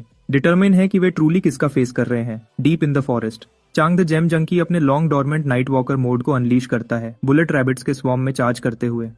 पूरा वीक ग्राइंडिंग के बाद वह फाइनली लेवल 6 पहुंच गया है और उनके पैटर्न्स मास्टर कर लिए हैं, उनके एसिड प्रोजेक्टाइल्स को शार्प प्रिसीजन के साथ स्लिप पास्ट करते हुए। स्टेप 1 सिंपल है, उनकी रेंज्ड अटैक्स को न्यूट्रलाइज करना बिना हिट लिए, उन्हें फ्रेंजी में ड्राइव करना। स्टेप 2 फॉलोज करता है जब वे खुद को एसिड में ड्रेंच करते हैं और क्लोज रश करते हैं। उनकी फ्लैमेबल कोटिंग फास्ट बर्न करती है, पर कभी डेडली होने के लिए इनफ नहीं रहती। जांग उन्हें एनीवे स्कॉच करता है, यह जानते हुए कि स्कारलेट सर्पेंट स्केल्स फ्यूल की तरह हैं, उसकी फ्लेम्स डाई करने से रिफ्यूज करती हैं। वह इसे फायर डिवाउरर 3 फ्लेवर्स ट्रू फायर कहता है, हालांकि वह इंस्टेंटली नेम पर क्रिंज करता है। फिर भी वह अपने ब्लेजिंग टॉर्नेडो के व्हर्लविंड से इमर्ज करता है, रोस्टेड रैबिट से सराउंडेड, उसके सर्पेंट स्केल्स फाइनली स्पेंट। वह बिलीव करता है कि यह मैसेकर उसे नेक्स्ट लेवल की ओर पुश करने के लिए इनफ है, even as the weight of his choice lingers. Analysis complete. Self summoner level 7 पर असेंड करता है, उसके स्टैट्स कॉन्ट्रैक्ट जिम के साथ राइज करते हैं, जो लेवल 5 पर एडवांस करता है और डीप ब्लू ग्लो करता है। वह रिकॉल करता है कि लेवल 4 और 6 के बीच नथिंग चेंज्ड। जेम स्टबर्नली 4 पे स्टक रहा। यह प्रूव करता है कि यह उससे कहीं हार्डर लेवल करता है। क्यूरियोसिटी स्टर्स कि इस बार यह किस काइंड की पावर अनलॉक करेगा, होपफुली कॉम्बैट के लिए फिट कुछ। अचानक एक लोन बनी सिनिस्टर ऑरा रेडिएट करता है, शॉक्ड कि यह सर्वाइव कर गया। जेम जंकी खुद को तैयार करता है, डिक्लेयर करता है कि वह अब वह पुशओवर नहीं रहा जो पहले था। ट्विस्टेड क्रीचर लंजेस और जोंग नैरोली डॉज करता है, बदले में डार्क एनर्जी फेंकता है। एक मोमेंट के लिए वह वंडर करता है कि क्या ये गोस्ट है, डीमन है, या उसके स्लॉटर से जन्मा कोई वेंजफुल स्पिरिट। जो भी हो, सेल्फ समनर इसे डिसाइसिव स्ट्राइक से काट देता है। फिर भी जो उसे सबसे ज्यादा अनसेटल करता है वह विक्ट्री नहीं बल्कि फैक्ट है कि एक मियर बुलेट रैबिट ने ऐसी टेक्निक डिस्प्ले की। वह वंडर करता है कि क्या क्रीचर स्पिरिट कंट्रोलिंग पिल के इन्फ्लुएंस में है और इसे कुछ कॉफ अप करने के लिए फोर्स करता है, पर जो ड्रॉप होता है वह पिल जैसा कुछ नहीं है। एनालिसिस के दौरान ऑब्जेक्ट आइडेंटिफिकेशन रेजिस्ट करता है, एक रैरिटी जांग ने एजेस में एनकाउंटर नहीं की। आखिरकार रिजल्ट सरफेस करता है। नेदरमिस्ट एसेंस, इसकी क्वालिटी अननोन। एक पोटेंट फोर्स जो नेदरमिस्ट ब्लैक गोट के टेस्टिकल्स में स्टोर्ड होती है, इसे कंज्यूम करना अनप्रेडिक्टेबल रिजल्ट्स प्रॉमिस करता है, जो टेम्पटिंग और डेंजरस दोनों है। एनालिसिस के बाद जांग नेदरमिस्ट एसेंस होल्ड करता है, एक रेयर ऑर्ब जिसकी क्वालिटी अननोन है। कहा जाता है कि इसमें नेदरमिस्ट ब्लैक गोट के टेस्टिकल्स में स्टोर्ड पोटेंट पावर होती है। इसे कंज्यूम करना अनप्रेडिक्टेबल रिजल्ट्स प्रॉमिस करता है। प्लेबैक इनिशिएट होता है, एक स्पेक्ट्रल गोट को रिवील करता है जो ब्लैक ऑरा में रीध्ड है। इसकी प्रेजेंस बीस्ट्स को अपनी ओर ड्रॉ करती है। एक बोर रेकलेसली चार्ज करता है, पर उसका बॉडी एपरेशन से स्ट्रेट थ्रू पास करता है। केवल गोट स्पिरिट के लिए जो इसे अपने जॉज में सीज करता है, दोनों क्रीचर्स डिस्ट्रॉयड होने के साथ एंड करता है। टू बी ऑनेस्ट, ये डमी फील करता है कि ऑर्ब विंड जेम जितना ही रेयर और वैल्यूएबल है, पर उसे आइडिया नहीं कि इसका इफेक्ट कैसे ट्रिगर करना है।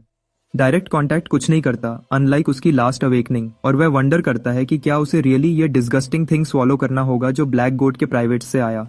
थॉट उसे गैग करता है, पर फिर एक शार्प मेमोरी हिट करता है। टाइम जब म्यूटेटेड बीस्ट्स ने उसे और जेमेन को नियरली किल किया था, और जब उसे फर्स्ट पता चला कि उन फॉक्सेस ने सूजिंग याओ को डिवावर किया था। खुद को मॉक करता है कि वह सोचता है कि उसके पास चॉइस का लग्जरी है। वह एनीवे इसे स्वॉलो करता है। इंस्टेंट में उसका बॉडी कन्वल्स करता है और उसका माइंड ऐसा फील करता है जैसे टीयर अपार्ट हो रहा हो। वह स्क्रीमिंग कोलैप्स करता है, विजन्स उस पर क्रैश करते हैं। एक में वह सूजिंग याओ को सेलेस्टियल फॉक्स शैकल्स में बाउंड देखता है, जो उसे कहती है कि सेटबैक्स और पेन के बावजूद सर्वाइव करो। उसका माइंड रिज से बर्न करता है जब वह सूजिंग याओ को वाउ करता है कि वह तब तक नहीं मरेगा जब तक last one of them gone नहीं हो जाता। सिस्टम उसका ग्रोथ रिवील करता है, 7 स्टार्स ऑफ पोटेंशियल दिखाता है और उसे नेदरमिस्ट बॉडी ग्रांट करता है, एक पावर जो लिविंग बींग्स के फियर को एब्जॉर्ब करती है और उसे कंट्रोलेबल नेदरमिस्ट में टर्न करती है। 20 के रिजर्व के साथ प्रत्येक पॉइंट फिजिकली मैनिफेस्ट करता है। अटैक और defence equal to 10% of its current level, stacking to a terrifying 1000%। First time के लिए जांग एक एबिलिटी होल्ड करता है जो प्योरली बैटल के लिए बिल्ट है, ऑफेंस और डिफेंस को एक रिलेंटलेस फोर्स में मर्ज करता है। यह पावर क्लियरली डिपेंड करती है कि वह कितना नेदर मिस्ट यूज करता है, और सेल्फ समनर अपनी ग्रोथ पोटेंशियल से स्टन्ड है। उसने कभी नहीं सोचा था कि वह ग्रोथ थिंग इतना स्ट्रॉन्ग टर्न आउट कर सकता है। फिर भी किसी रीजन से क्राई बेबी बॉलिंग रोक नहीं पाता, इमोशंस जो वह अंडरस्टैंड भी नहीं करता, केवल सर्टेनिटी कि वह सूजिंग याओ का एवेंज करेगा। कुछ ड्यूड्स रश करते हैं पूछने की क्या वह ओके है, पर उसके फ्रेंड्स उन्हें उसे अलोन छोड़ने और म्यूटेटेड बीस्ट्स आने से पहले सिटी के अंदर जाने को अर्ज करते हैं। जब एक इंसिस्ट करता है, जेम जंकी का ओमिनस ऑरा फ्लेयर करता है, उन्हें स्केयर ऑफ करता है। टोटली क्लूलेस, वह बस मटर करता है कि वह फाइन है, केवल रियलाइज करने के लिए कि उसका नेदर मिस्ट रिजर्व 35 पर जंप कर गया है। तब उसे हिट करता है। वह अदर्स के फियर को एब्जॉर्ब कर सकता है और उसे नेदर मिस्ट में कन्वर्ट कर सकता है। ये मिस्ट रेगुलर एनर्जी की तरह नहीं है, ये उसकी विल के बेंड होती है और उसे एनीथिंग में शेप किया जा सकता है जो वह इमेजिन करता है। वह वंडर करता है कि ये थिंग रियली कितना पावरफुल है और इसे वीकेस्ट स्ट्राइक के साथ टेस्ट करता है। Single point of nether mist एक मैसिव ट्री को 1 क्लीन कट में क्लीव करता है, उसे स्टंट छोड़ता है। जब वह 10 पॉइंट्स पोर करता है, जायंट ट्रंक काउंटलेस फ्रैगमेंट्स में शैटर हो जाता है। क्राई बेबी रियलाइज करता है कि यह स्किल इनक्रेडिबली वर्सेटाइल है, एक ट्रू वेपन जो हाई लेवल म्यूटेटेड बीस्ट्स के खिलाफ भी खड़ा हो सकता है अगर समझदारी से यूज किया जाए तो। फिलहाल सेल्फ समनर ने लो की रहने का फैसला किया है और पर्च स्क्वाड के साथ चुपचाप स्ट्रांग बनता जा रहा है। जब जांग अपनी नई पावर की तारीफ कर रहा होता है, तभी सिस्टर सीसी अचानक वहां आती है और जिस नेदर मिस्ट म्यूटेटेड बीस्ट से वो अभी लड़ा था उसको अर्जेंटली ढूंढ रही होती है। उस डमी को अजीब सा डेजा व्यू होता है, उसे चांग की याद आती है और कैजुअली एडमिट करता है कि उसने नेदर मिस्ट एसेंस निगल ली है। सीसी गुस्से में आग बबूला हो जाती है, पूछती है कि क्या उसको मरने का शौक है।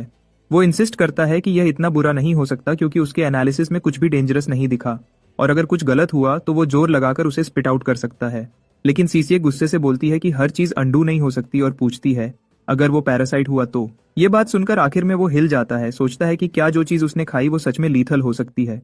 फिर सीसी उसे वार्न करती है कि नेदर मिस्ट बीस्ट्स ऐसी क्रीचर्स हैं जिनका कोई अननोन ओरिजिन है और कोई फिक्स्ड फॉर्म नहीं, और वो अक्सर ब्लैक माउंटेन गोट्स या बुलेट रैबिट्स जैसे होस्ट्स के अंदर छुपी रहती हैं।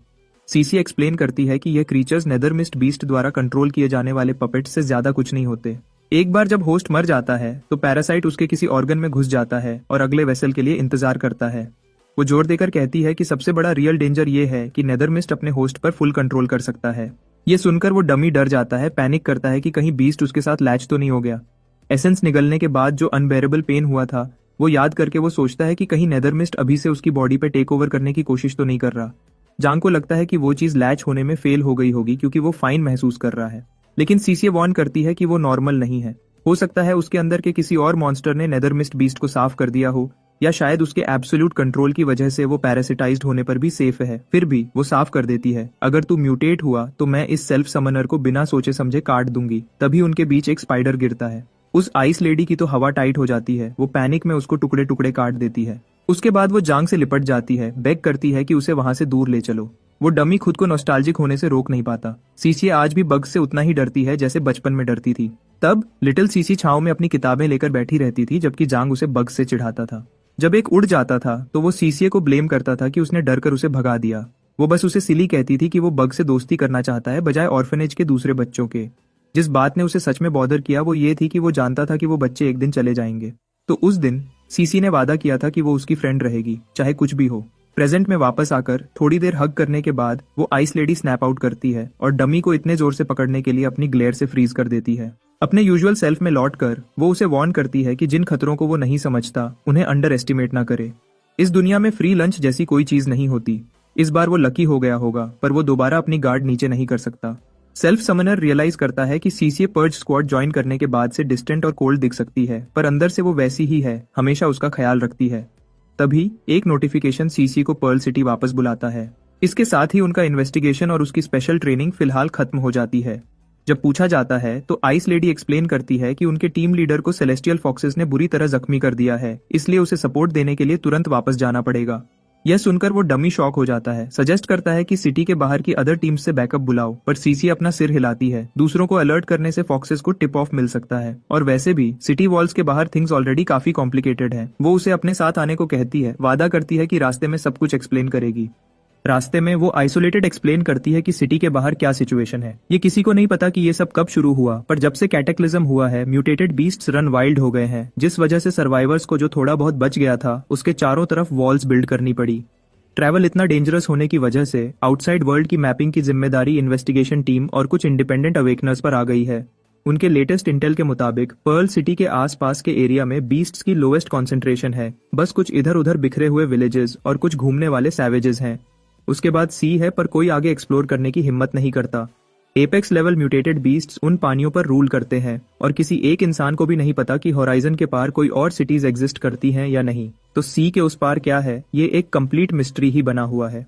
जब सीसी वॉल्स के बाहर की सिचुएशन के बारे में पूछती है तो वो लड़का एक्सप्लेन करता है कि purge squad illusory light celestial curtain से पर्ल सिटी की मॉनिटरिंग कर रहा था और पिछली रात तक सब शांत लग रहा था। पिछली रात लो और mid level celestial foxes Crossman street पर स्वार्म्ड हो गए, पर वो एक ट्रैप निकला जिसे दुश्मन के कमांडर ने खुद लीड किया था। उनके लीडर कैप्टन जिन्बो रिट्रीट को कवर करते हुए बुरी तरह जख्मी हो गए और अब सीसी को उनकी ड्यूटीज टेक ओवर करके पर्ल सिटी को सेफ रखने के लिए कहा गया है। जब जांग मदद ऑफर करता है तो वो इस डमी को ब्लैकस्मिथ शॉप वापस जाकर रेस्ट करने को कहती है, वादा करती है कि बाद में मिलेगी। जांग होप करता है कि सीसी और जिन्बो दोनों ठीक हो जाएं। आखिर में वो अपनी बाहें स्ट्रेच करता है, सिटी के बाहर के एग्जॉस्टिंग डेज के बाद अनवाइंड होने के लिए रेडी है और सोचता है कि जेमॉन्ड की बीस्ट किंग फिस्ट ट्रेनिंग कैसी चल रही होगी।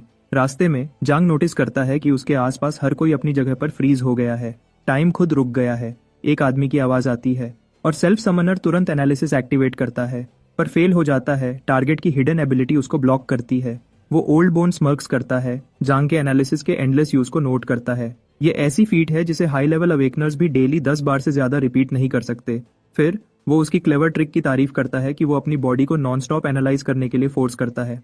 हालांकि जांग को कोई आइडिया नहीं है कि ये आदमी कैसे जानता है, पर उस आदमी का ऑरा ही उसकी स्पाइन में चिल्स भेज देता है। फिर भी वो जांग को टॉन्ट करता है कि मूव करके दिखा। जांग रिफ्यूज करता है, कहता है कि उसके पास किसी ओल्ड टाइमर से लड़ने की कोई वजह नहीं है, पर वो ओल्ड बोन गहरी चोट करता है। उसे मॉक करता है कि स्ट्रेंथ के बिना जिंगयाओ का बदला लेने का उसका वाव सिर्फ एम्प्टी टॉक है। ये टिक उसकी नर्व को छू जाती है। सेल्फ समनर फुल स्पीड से आगे लॉन्च करता है, पर वो ओल्ड मैन कैजुअली एक स्पेशल रिफ्ट में वैनिश हो जाता है। उसका टेलीपोर्टेशन जांग के चार्ज को मॉक करता है।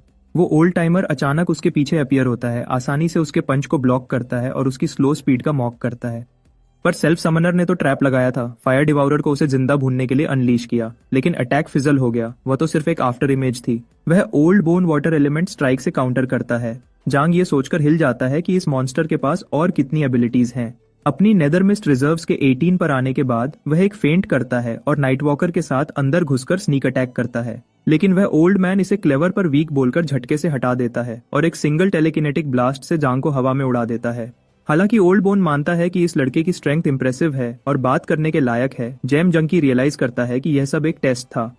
जांग की पावर अभी भी सीसीए या जिन्बो के आसपास भी नहीं है और पर्ज स्क्वाड कैप्टन ही उस लीग में है। जब वह जेम जंकी पूछता है कि उसे किस नाम से बुलाए, तो वह ओल्ड मैन सिर्फ स्मर्क करता है और कहता है कि जो चाहे बुला लो। या क्या वह सच में उसका नाम भूल चुका है? एक बात तो साफ है कि पर्ज स्क्वाड ने जांग को पहले ही समझ लिया है। जो उसे समझ नहीं आता वह ये है कि सिटू शिबाई ने खुद को ऐसे रिवील क्यों किया। सिटू उसकी बात काट देता है। इस डमी को कहता है कि पहले ये सीख कि दूसरों को अपना माइंड रीड करने से कैसे रोकते हैं, फिर ओवर थिंकिंग करना। ये सुनकर जांग स्टन हो जाता है, सोचता है कि क्या ये करना भी पॉसिबल है। फिर सिटू एक्सप्लेन करता है कि पिछले 200 सालों में पर्ल सिटी ने एक भी अल्टीमेट लेवल अवेकनर नहीं देखा अब तक। जांग बैफल्ड है क्योंकि उसने सोचा था कि एपेक्स ही सबसे हाईएस्ट टीयर है, लेकिन सिटू क्लैरिफाई करता है नॉर्मल अवेकनर्स, यहाँ तक कि हाई लेवल्स भी जिंदगी भर एक ही एबिलिटी से बंधे रहते हैं, जबकि एक अल्टीमेट लेवल अवेकनर उन जंजीरों को तोड़ सकता है और एंडलेसली नई पावर्स अवेकन कर सकता है। फिर एक तीखी क्यूरियोसिटी के साथ वह ओल्ड मैन पूछता है कि क्या जांग की अल्टीमेट एबिलिटी कॉन्ट्रैक्ट जेम उसकी खुद की एबिलिटी पाथ ऑफ अदर्स को कॉपी कर सकती है। मिस्टर सिटू आउटकम जो भी हो, जांग को ग्रेटिट्यूड के तौर पर एक गिफ्ट ऑफर करता है और उसके क्वेश्चंस का जवाब देने का वादा भी करता है। जब जांग पूछता है कि अगर वह रिफ्यूज करे तो क्या होगा, तो वह ओल्ड टाइमर सिर्फ श्रग करता है और गिफ्ट दिखाता है, एक गोल्डन ट्रेजरी ब्रेसलेट जिसमें एक स्टोरेज स्किल है जिस पर वह कभी रिलाई करता था। जेम जंकी तो पागल ही होने वाला होता है, ओल्ड मैन को वे टू जेनरस कहता है क्योंकि स्टोरेज स्पेस ही वह चीज है जो उसके पास नहीं थी। सीटू फिर उसे अपना हाथ आगे बढ़ाने को कहता है, उसके हाथ पे कुछ करता है और जांग के उसकी एबिलिटी कॉपी करने की कोशिश करने के बाद सीटू कंफर्म करता है कि न ही उसकी मेन और न ही डेरिवेटिव एबिलिटीज कॉपी हो सकती है। यह प्रूव करता है कि सेल्फ समनर सच में स्पेशल है। अपने वादे के मुताबिक ओल्ड टाइमर उसे गोल्डन ट्रेजरी ब्रेसलेट दे देता है। ओल्ड मैन का शुक्रिया कहने के बाद ये ड्यूड ब्रेसलेट को एग्जामिन करता है और जो उसकी एनालिसिस रिवील करती है उससे वह नियरली फ्रीज हो जाता है। प्लेबैक में दिखता है कि एक बूढ़ी औरत को बांधा गया है और उस पर एनर्जी की गोल्डन शावर डाली जा रही है। यह वह क्रूअल प्रोसेस है जिसके पीछे इस आइटम को फॉर्ज किया गया। ऐसे इक्विपमेंट बनाने के लिए ह्यूमन लाइफ सैक्रिफाइस की गई थी। जांग का पहला क्वेश्चन है कि क्या सारे स्पेशल गियर ऐसे ही बनते हैं।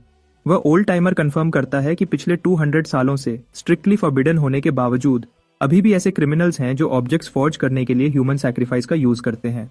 सीटू एडमिट करता है कि वह ब्रेसलेट डिस्ट्रॉय करने का प्लान बना रहा था, पर अब जब यह जांग के हाथों में है तो हो सकता है यह सेल्फ समनर ही वह है जिसे उन लोगों को जस्टिस दिलाना है जो सच में डिजर्व करते हैं। वह लॉस्ट सोल्स जो ब्रेसलेट से बंधे हैं आखिरकार रेस्ट कर सकते हैं।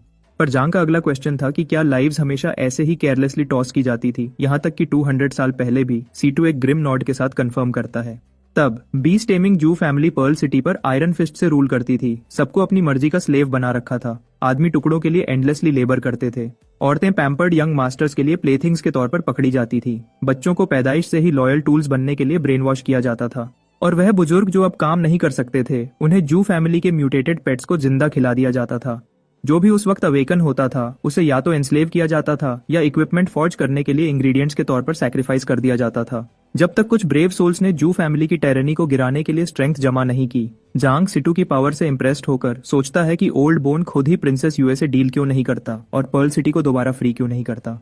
एनक्रिप्टेड कम्युनिकेशंस एक्टिवेट करते हुए साइटू एक्सप्लेन करता है कि वह नहीं कर सकता, पर अश्योर करता है कि सिटी की डिफेंसेस कमजोर नहीं है। सेलेस्टियल फॉक्स एम्बुश ने बस उन्हें ऑफ गार्ड पकड़ लिया था। पर्ल सिटी के पास अपनी इन्वेस्टिगेशन टीम है जो म्यूटेटेड बीस्ट से वाइल्ड्स को स्कावर करती है। पर्ज स्क्वाड गेट्स की सीक्रेट में गार्डिंग करता है। और सबसे ऊपर king's divine artifact sun and moon pearl जो अपनी रेंज के अंदर की सभी लाइफ को सप्रेस करता है, उनकी पावर को लेवल 40 पर कैप करता है। उसने कहा अगर किंग लेवल बीस्ट भी अपीयर हुआ तो सन एंड मून पर्ल उसे एपेक्स तक सप्रेस कर देगा। और साइटू फ्लैटली क्लेम करता है कि वह आसपास का सबसे स्ट्रॉन्गेस्ट एपेक्स है।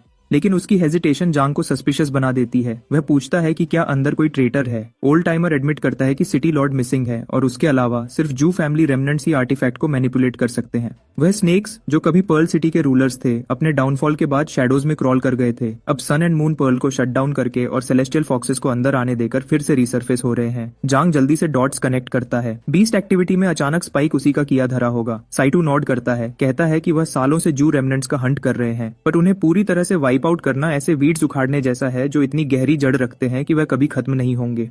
जांग को यह समझ नहीं आता कि क्या जू फैमिली किसी बड़ी चीज के पीछे है, क्या सिटी लॉर्ड अभी भी जिंदा है, या वह बीस्ट अपराइजिंग क्यों कर रहे हैं। वह यह भी जानने के लिए इच करता है कि सेलेस्टियल फॉक्स किंग सच में कितनी पावर विल्ड करता है। इन आंसर्स के बिना वह रियलाइज करता है कि सिटू शिबाई को ध्यान से चलना होगा, वरना जिस पल उसकी सबसे स्ट्रॉन्गेस्ट शील्ड गिरेगी पर्ल सिटी उसी पल कोलैप्स हो जाएगा। यह तो बिल्कुल जांग की पिछली लाइफ की वॉर्स जैसा है जहां न्यूक्लियर वेपन सिर्फ रोकथाम के तौर पर मौजूद थे, उन्हें कभी सोचे बगैर फायर नहीं किया जाता था। प्रिंसेस यूए कितना भी प्रोवोक करे कोई और शायद स्नैप हो जाए, पर सिटू नहीं। इसलिए वो ओल्ड बोन आखिर में एडमिट करता है कि उसे जांग की जरूरत है, भले ही उसकी एबिलिटी कॉपी ना हो सके, और पूछता है कि क्या वो पर्ज स्क्वाड ज्वाइन करेगा। सेल्फ समनर बिल्कुल भी हेजिटेट नहीं करता और कहता है मैं अंदर हूँ। आयरन सोल ब्लैकस्मिथ शॉप पर जेमिन सिस्टर चांग पर सडन रिपेयर वर्क के बारे में जोर डालती है, पर वो इसे फ्री टाइम का यूज करना बताकर टाल देती है। इधर पिंकी अपनी चिंता छुपा नहीं पाती। जांग को गए हुए कई दिन हो गए हैं। चांग उसे तंग करती है और कहती है कि वो उसकी लिटिल वाइफी की तरह एक्ट कर रही है, उसे इतना मिस कर रही है कि ट्रेनिंग में उसका ध्यान नहीं लग रहा। पिंकी बहुत हार्ड ब्लश करती है, इंसिस्ट करती है कि ऐसी कोई बात नहीं, पर एडमिट करती है कि पिछले 3 दिनों से उसके गाइडेंस के बिना वो खोया हुआ फील कर रही है। चांग हल्के से हंसती है और फिर तंग करके काम करने का वचन देती है। वंडर वुमन एक्सप्लेन करती है कि पर्ल सिटी के बाहर के विलेजेस और डेंजर जोन्स पहले ही मार्क्ड हैं, इसलिए जब तक वो डमी उन्हें अवॉइड करता है वो सही रहेगा। वो कंफर्म करती है कि वहाँ विलेजर्स हैं, पर ज्यादातर आइसोलेटेड बैकवर्ड हैं और तो और म्यूटेटेड बीस्ट्स की पूजा करते हैं। उसकी जेमिन को एडवाइस है कि अगर वो ऐसी किसी जगह से टकरा जाए तो आगे बढ़ती रहे, वरना नौकर या बलिदान बनने का रिस्क है।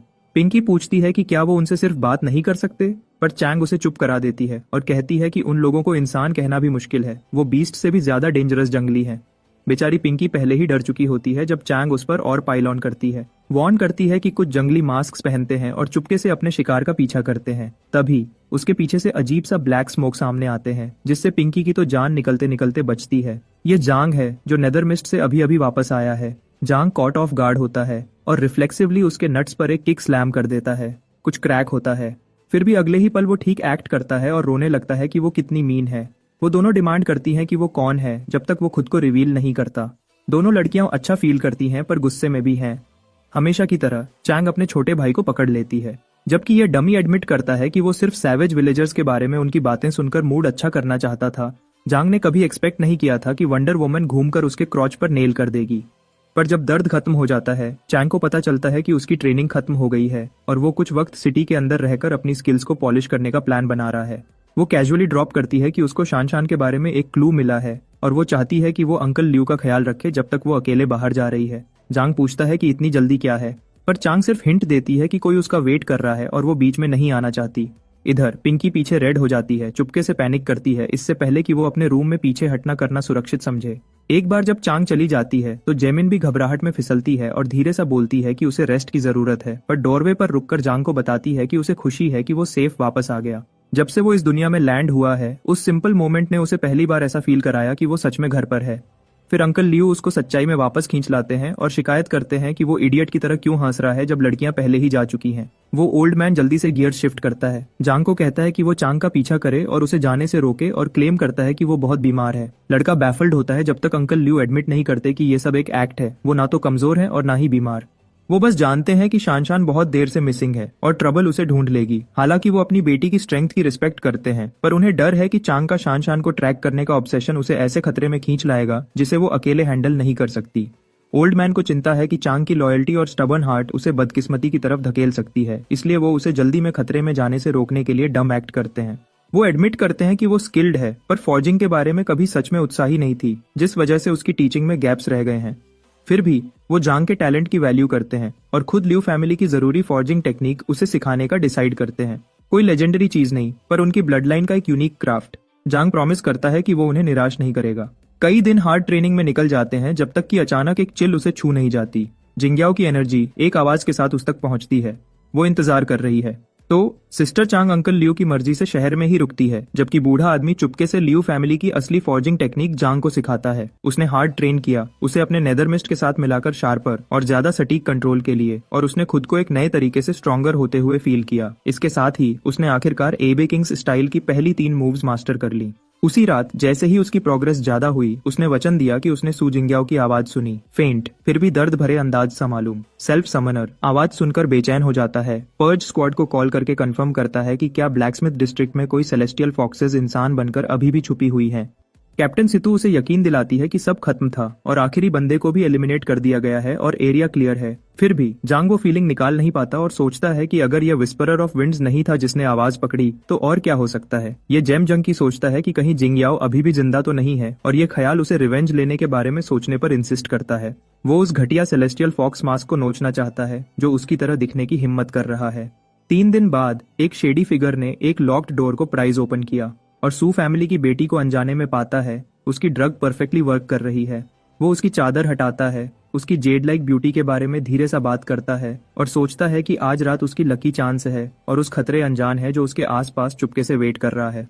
अचानक रूम में एक ऑमिनस चिल भर जाती है। उस क्रीप की स्किन पर क्रॉल करती है जब एक आवाज उसका नाम लेती है। जेंग शाओफन, वो short stack teddy bear, 5 feet कुछ नहीं, और ऐसा चेहरा जिसे सिर्फ उसकी माँ ही प्यार कर सकती है। आवाज उसे मॉक करती है कि वो विमेन का नफरत किया गया विकृत व्यक्ति है जो कई विक्टिम्स को टॉर्मेंट करने के सालों बाद ट्विस्टेड हो चुका है। ऐसा लगता है जैसे मौत खुद उसके पीछे खड़ी है, एक ग्रिम रीपर जो कलेक्ट करने आया है। डर कर शाओफन बोल्ट करता है और जानता है कि उसने पूरी सू फैमिली को ड्रग दिया है।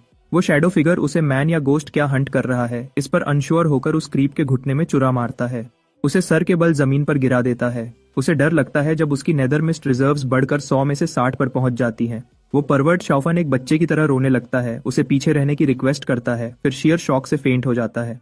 जांग ग्रिम रीपर बनकर और मजाक उड़ाता है कि ये सो कॉल्ड सीरियल किलर कितनी आसानी से फोल्ड हो गया और अपने पहले मिशन को सक्सेस घोषित करता है। अब ट्रैश को निकालकर हेडक्वार्टर्स ले जाने का टाइम है। अपने एनालिसिस से वो टारगेट को जेंग शाओफन कंफर्म करता है। 2 star potential, mid level awakener level 13 पर, जिसके पास फार्मास्यूटिकल मास्टरी और लव मास्क है। जांग को यकीन नहीं होता कि इतना बड़ा स्कमबैग एक पावरफुल एबिलिटी को ऐसी घटिया ट्रैश पर वेस्ट कर रहा है।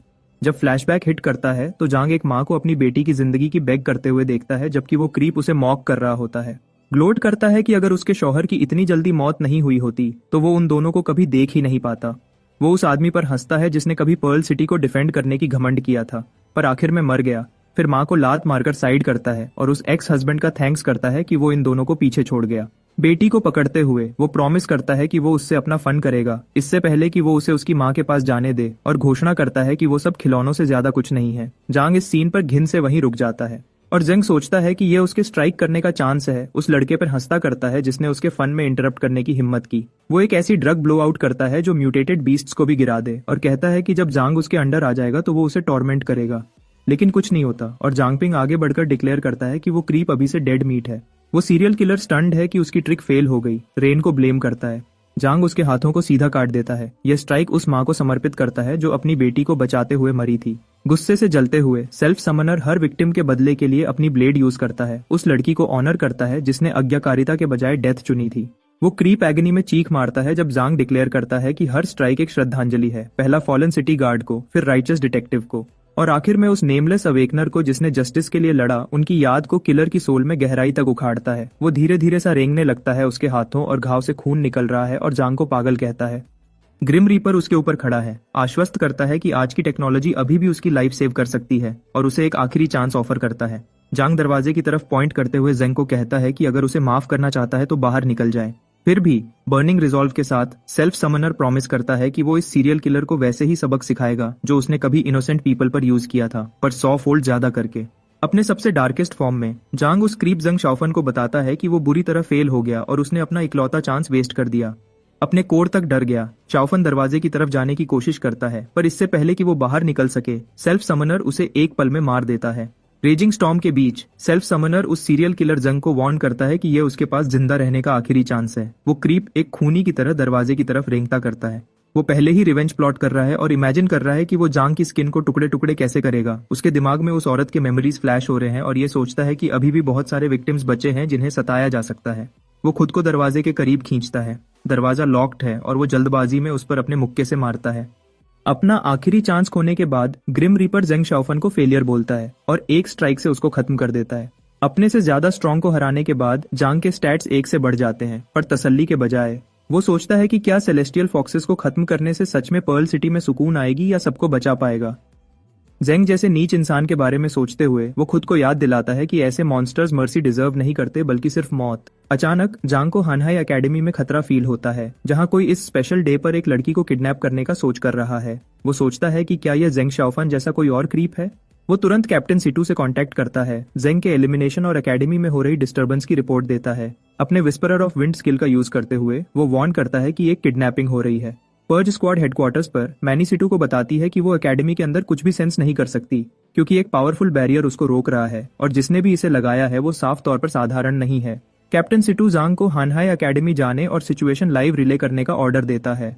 ल्यू सिशन से कांटेक्ट करते हुए वो सेल्फ समनर को वार्न करता है कि बैकअप आने तक व्यस्त ना करे, पर जांग पहले ही वहां रश कर रहा होता है जहां क्रीप्स अंदर घुस चुके हैं। 15 मिनट बीत चुके हैं, पर चेन शुवेलिंग जो लड़की को छुपा रही है उसका कोई निशान नहीं।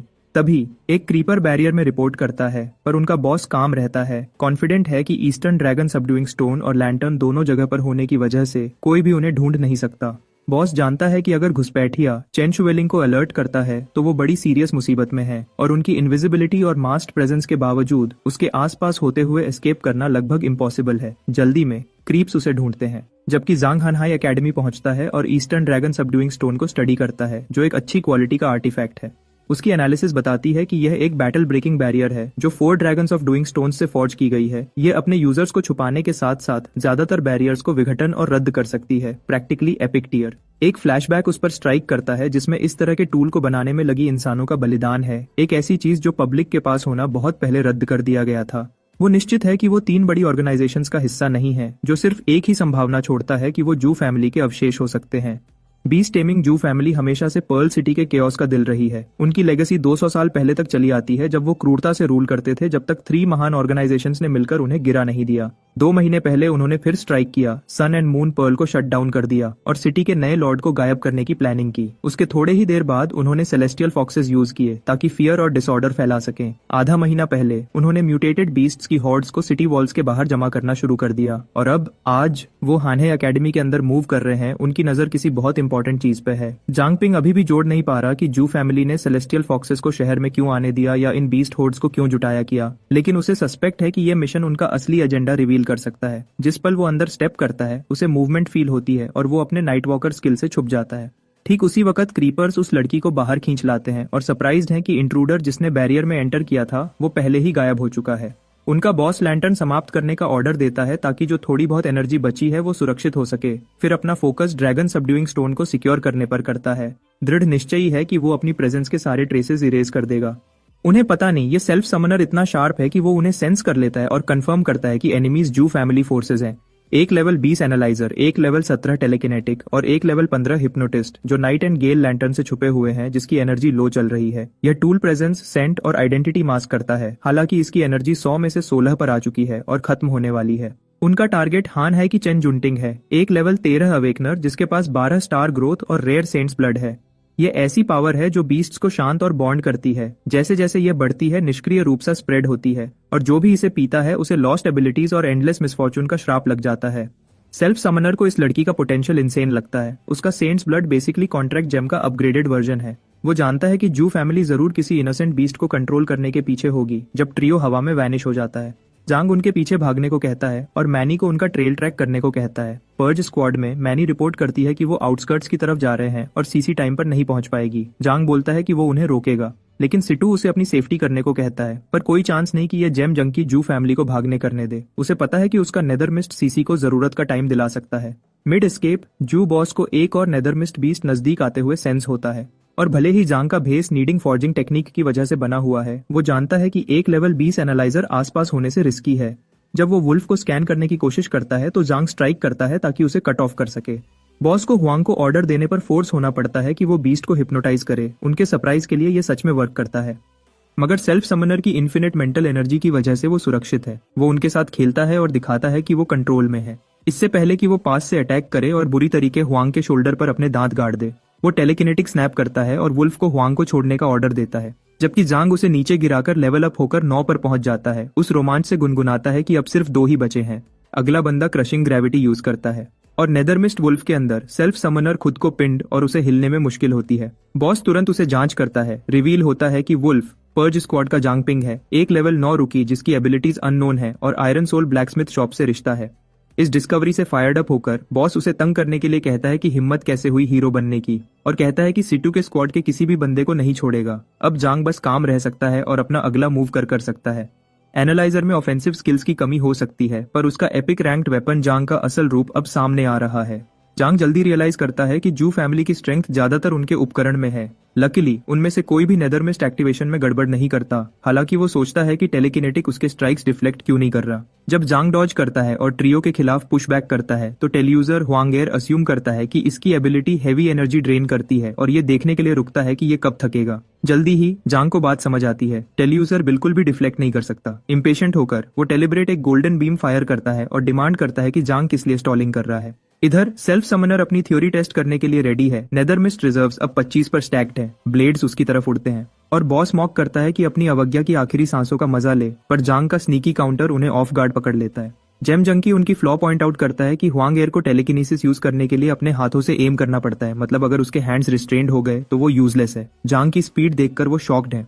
वो बैरली रिएक्ट कर पाते हैं इससे पहले कि वो टेलीब्रेट को सेकंड्स में चुरा घोंप देता है। निराश होकर वो ब्रैट अपने आप को बिगाड़ता है ताकि उसका सीधा फ्री हो सके और वो जांग की रिस्ट पकड़ लेता है। जबकि बॉस टॉन्ट करता है कि लड़के की एनर्जी खत्म हो रही होगी। जांग बस बीच में मजाक उड़ाता है और फायर पावर यूज करता है। फ्लेम्स उन्हें लपेट लेती हैं जब तक कि वो टेलीब्रेट चिल्लाता नहीं और उसे दूर धकेल नहीं देता। वो आधा जिंदा जल चुका होता है।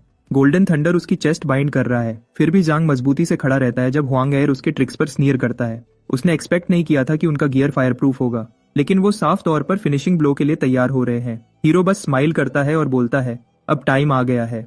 ये सुनकर वो हंसते हैं और सोचते हैं कि उसकी मौत का टाइम आ गया है, पर असली जवाब तब आता है जब वाटर मैजिक स्वीप करता है, उनका बैलेंस बिगाड़ देता है। वो फिर भी जांग पर हमला करते हैं, पर चौंक जाते हैं जब सीसी पीछे से स्ट्राइक करती है और हुआंग को एक ही मूव में आउट कर देती है। बॉस ये देखकर हैरान रह जाता है कि उसने इतनी आसानी से ये कैसे कर दिया। बॉस रियलाइज करता है कि असली ट्रबल अब यहाँ है जब सीसी सीधे उसकी तरफ चार्ज करती है। उसका बैलेंस बिगाड़ देती है। बात करने का कोई टाइम नहीं। फ्यूरियस है कि इस लड़के ने उन्हें इतनी देर तक रोके रखा।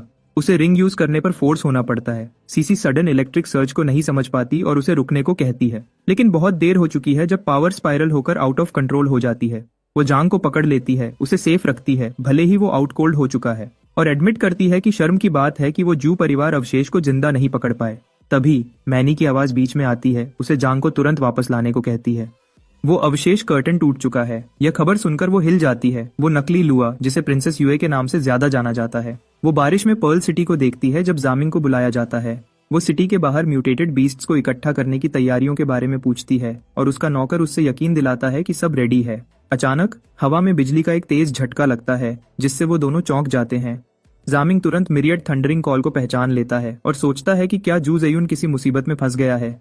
उसे गुस्सा आता है कि फॉक्स को यह पता चल गया, इसलिए वो इस बात को सिर्फ गरज बोल के टाल देता है, पर यूए को उस पर शक होता है। जब उस पर प्रेशर डाला जाता है, जामिंग जल्दी से एक एक्सक्यूज ढूंढता है, बोलता है कि उसे बचपन से ही थंडर फोबिया है। यूए उस कायर पर ध्यान नहीं देती। उसे पूरा यकीन है कि वो आवाज सिटी वॉल्स के अंदर से आई थी, भले ही अब उसे कुछ दिख नहीं रहा। यूए को वो टाइम याद आता है जब उसने एक आदमी को डेथ्स डोर पर देखा था, जो उसकी नाक के नीचे से गायब हो गया था, बिना कोई निशान छोड़े। उसे शक है कि यह वही है, एक हाई लेवल इल्यूजन, पर यह इंसानों के ट्रिक्स उनकी काइंडनेस पर काम नहीं करने चाहिए। फिर भी उसे पता है कि उनके इल्यूजरी टैक्टिक्स एक सेलेस्टियल फॉक्स की नजर को धुंधला सकते हैं, और उसे यह ख्याल आता है कि शायद पूरी सिटी ही एक धोखा हो। इस चालाक प्लान पर खुश होकर उसकी हाईनेस अपना डोमेन फैलाती है। उधर सीसी आसमान में अजीब डिस्टॉर्शंस देखती है और सोचती है कि हानहाई एकेडमी की वो लड़की कहाँ चली गई। एक बात तो कंफर्म है, इल्यूजरी कर्टेन अब हट रहा है। पूरी तरह से थका हुआ होने के बावजूद जोंग तब भी सीसी को नाइटिंगेल लैंटर्न यूज करने को कहता है। यूए अपना डोमेन पूरी लिमिट तक फैलाती है और आखिरकार उस चूहे को सैंटेस के साथ भागते हुए देख लेती है। जेमिंग हैरान है कि उसकी हाईनेस ने उसको ढूंढ लिया, पर वो उनके चार्ज को रोक नहीं पाता।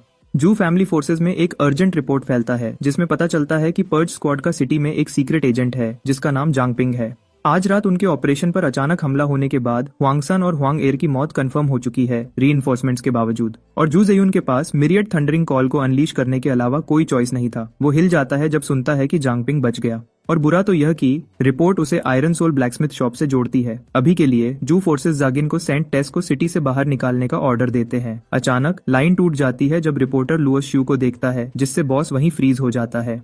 कुछ ही देर में जेमिंग बुरी खबर लेके आता है, उनका प्लान बर्बाद हो गया है। जागिन को उस फॉक्स ने मार दिया है। गुस्से में बॉस जेड को शैटर कर देता है, बोलता है कि इतने साल की मेहनत वेस्ट हो गई। जेमिंग ये भी बताता है कि सेंट टेस अभी भी जिंदा है, जो सेलेस्टियल फॉक्स का सबसे बड़ा डर है।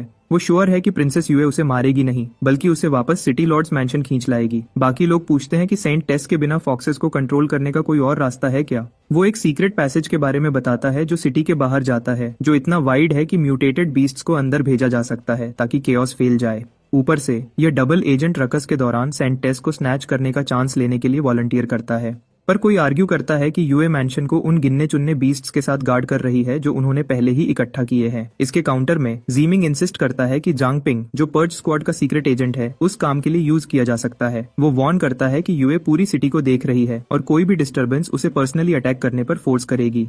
तो म्यूल प्लान बनाता है कि वो अपने इलीट लोगों को जोंगपिंग को शॉप पर हिट करने के लिए भेजेंगे, जिससे पर्ज स्क्वाड और यूए आपस में क्लैश हो जाए। जब वो डिस्ट्रैक्टेड होंगे, वो म्यूटेटेड बीस्ट्स को सिटी लॉर्ड्स मैंशन में यूज करके सबको धोखा देंगे। बाकी लोग वार्न करते हैं कि इसका मतलब सेलेस्टियल फॉक्सेस के साथ सारे टाइज काटना होगा, इसलिए फेलियर का कोई ऑप्शन नहीं है। जेमिंग इंसिस्ट करता है कि उसकी आइडेंटिटी छुपी रहनी चाहिए, और वो लोग उसे जू फैमिली का ट्रू एयर मानकर उसे वाइस सिटी लॉर्ड के रूप में सपोर्ट करने को रेडी हो जाते हैं। अब सेंट टेस की फेट उसके हाथों में है। अंधेरा होता है जब सीसी का ब्लर्ड फेस जांग को बताता है कि वो जाग गया है और पूछती है कि क्या वो ठीक है। वो कंफ्यूज्ड होकर उठ बैठता है कि वो कहाँ है, और वो आइस लेडी उसे एक्सप्लेन करती है कि यह पर्ज स्क्वाड हेडक्वार्टर्स है। पहले अर्जेंट हो गया था, इसलिए वो उसे सबसे पहले यहीं ले आई। वो ये भी बताती है कि टीम लीडर जिन्बो को लुओ शू ने बुरा घायल कर दिया था, जिसका मतलब है कि लुओ शू उनकी प्रेजेंस को सेंस करने के बाद अब खुद पर्सनली मूव कर रही है। तभी शूजी अंदर आती है, शॉक्ड है कि जोंग इतनी जल्दी रिकवर कैसे हो गया, ये देखते हुए कि उसने 3 हाई लेवल ओपोनेंट्स से लड़ा जो उससे 10 से ज्यादा रैंक्स ऊपर थे, और उसने एक को मार भी दिया। वो कहती है कि अगर लेवल गैप 5 से ज्यादा हो तो यह एक इंस्टेंट किल होता है। फिर सिस्टर सीसी उसकी मुलाकात शूजी से करवाती है, वो सोलर चार्ज यूजर जिसने उसके घाव ठीक किए। जांग, जो न्यूबी की तरह लो प्रोफाइल रखना चाहता है, मजाक करता है कि वो बस लकी था, और कहता है जो मौत नहीं देता वो इंसान को स्ट्रॉन्गर बना देता है। तो वो सिस्टर शू का कर्जदार है, मानता है कि उन सबके बिना वो मर चुका होता। उसने सुना था कि ये औरत स्ट्रिक्ट है, पर उसे वो ऐसा नहीं लगती। शूजी इस बात को ब्रश ऑफ करती है, कहती है कि ये तो कुछ नहीं है क्योंकि वो अभी इल्यूजरी कर्टेन को मेंटेन नहीं कर रही है। चिट चैट को खत्म करते हुए वो जांग को तुरंत सबसे मिलने को कहती है, ताकि वो कल रात की फुल इंटेल शेयर कर सके, और वो लड़का तुरंत अपना पहले वाला ख्याल उसके बारे में बदल देता है। मैनी पेपर वर्क में डूबा हुआ है, जबकि शाओवे उसके बगल में नप ले रही है, और वो ब्लॉन्ड क्यूटी कैप्टन से छुट्टी के लिए रिक्वेस्ट कर रही थी। वो भी हाथ उठाकर अग्री करती है, जिससे मैनी को गुस्सा आ जाता है जब उसे पता चलता है कि यह बिम्बो तब से जागी हुई थी और फिर भी हेल्प करने से मना कर रही है। पर वो फिर से खर्राटे लेने लगती है। गुस्से में मैनी उसे पंच मारने की कोशिश करती है, लेकिन ये स्लीपिंग ब्यूटी उसके हर स्विंग को आसानी से डॉज कर लेती है। कैप्टन बेचारे की तरह देखता है। वो जानता है कि हेडक्वार्टर्स में स्टाफ की बहुत कमी है, और उनसे रिक्वेस्ट करता है कि फिलहाल उसके साथ एडजस्ट करें। शुजाई ठीक वक्त पर आ जाता है ताकि वर्कलोड कम हो, और मैनी उसे गले लगा लेती है। वहीं कैप्टन सिटू ये बताती है कि जू फैमिली और सेलेस्टियल फॉक्सेस ने अपने दुश्मनों को मारने के लिए हाथ मिला लिया होगा। पर वो सच में एक साथ काम नहीं कर रहे। जू फैमिली ने सर्वेलेंस को ब्लॉक करने वाला शील्डिंग इफेक्ट के साथ एक बैरियर लगाया जो प्रूव करता है कि उन्हें इल्यूजरी लाइट सेलेस्टियल कर्टेन के बारे में पता है। पर क्योंकि उन्होंने सेलेस्टियल फॉक्सेस को नहीं बताया, इसका मतलब है कि वो सीक्रेटली इसका यूज खुद के लिए करने की प्लानिंग कर रहे हैं। झुकना उनका स्टाइल नहीं है। फिलहाल वो फॉक्स के हेड से सीधे टक्कर लेने के लिए 2 हफ्ते पीछे हैं। साइटू को लगता है कि हनहाई एकेडमी की लड़की उन्हें हराने की है। उसने रिकॉर्ड्स चेक किए और पता चला कि हेडमास्टर चेन शुआइली का सिर्फ एक बेटा था, चेन हाउन, जिसको माना जाता है कि वो 14 साल पहले मर गया था, अनमैरिड और बिना किसी वारिसों के। अजीब बात यह है कि उसी साल चेन शुएली ने एक ग्रैंड डॉटर चेन जुनतिंग का अनाउंसमेंट किया, जिसका पर्ल सिटी से खून का कोई रिश्ता नहीं था, तो शायद वो किसी बाहर के गांव से थी। शुएली ने चेन जुनतिंग को इतना प्रोटेक्ट किया कि उसे 14 साल तक छुपा के रखा। उसकी सिटीजन फाइल ब्लैंक छोड़ दी, जिसमें अवेकनिंग या एबिलिटी का कोई निशान नहीं था। तभी जांग जोश में बोल उठता है कि वो उसकी पावर जानता है, सेंट टेस ब्लड। सिटू फ्रीज हो जाता है, सोचता है कि क्या वो सच में होली एंसेस्टर विलेज से है, हालांकि वो पूरी तरह श्योर नहीं था। वो सेल्फ समनर अपनी एबिलिटी एक्सप्लेन करता है, जबकि सिटी लॉर्ड्स मैंशन में प्रिंसेस यूए सेंटेस के साथ चाय पी रही है। ब्लॉन्डी मासूमियत से पूछती है कि क्या यूए हमेशा से यहीं रहती है और उसे क्या परेशानी है। फिर खुशी खुशी अपने दादा की एडवाइस दोहराती है कि मीठी चीजें खाने से अच्छा फील होता है।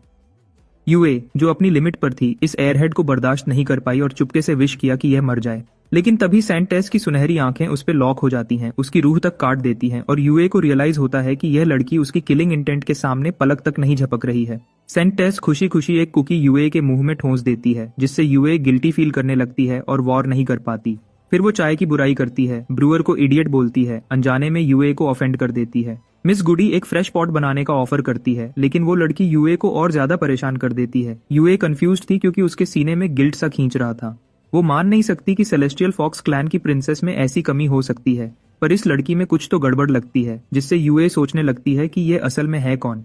पर्ज स्क्वाड ट्रेनिंग रूम में सिस्टर सीसी जांगपिंग के साथ स्पारिंग कर रही है। वो नोट करती है कि उसका नेदर मिस्ट उसके वाटर एलिमेंट की तरह काम करता है, फॉर्म्स शिफ्ट कर सकता है और माइंड से कंट्रोल हो सकता है। वो एक्सप्लेन करती है कि फर्क ये है कि उसका वाटर दोबारा उत्पन्न होने वाला है, जबकि उसका nether mist one time use है, क्योंकि वो सॉलिडिफाई होने के बाद उसे दोबारा अमूर्तियां बनाना नहीं सीख पाया। फिर भी सीसी मानती है कि अगर वो उसे पानी की तरह बहा सके, सॉलिड, लिक्विड और गैस के बीच शिफ्ट कर सके, तो वो और ज्यादा यूजफुल होगा। जांग कोनोहा के गारा के बारे में सोचते हुए और एडमिट करता है कि उसके नेदर मिस्ट में अपनी आदतें हैं, पर कम से कम उसे स्टोर करने के लिए मटके घसीटने नहीं पड़ते।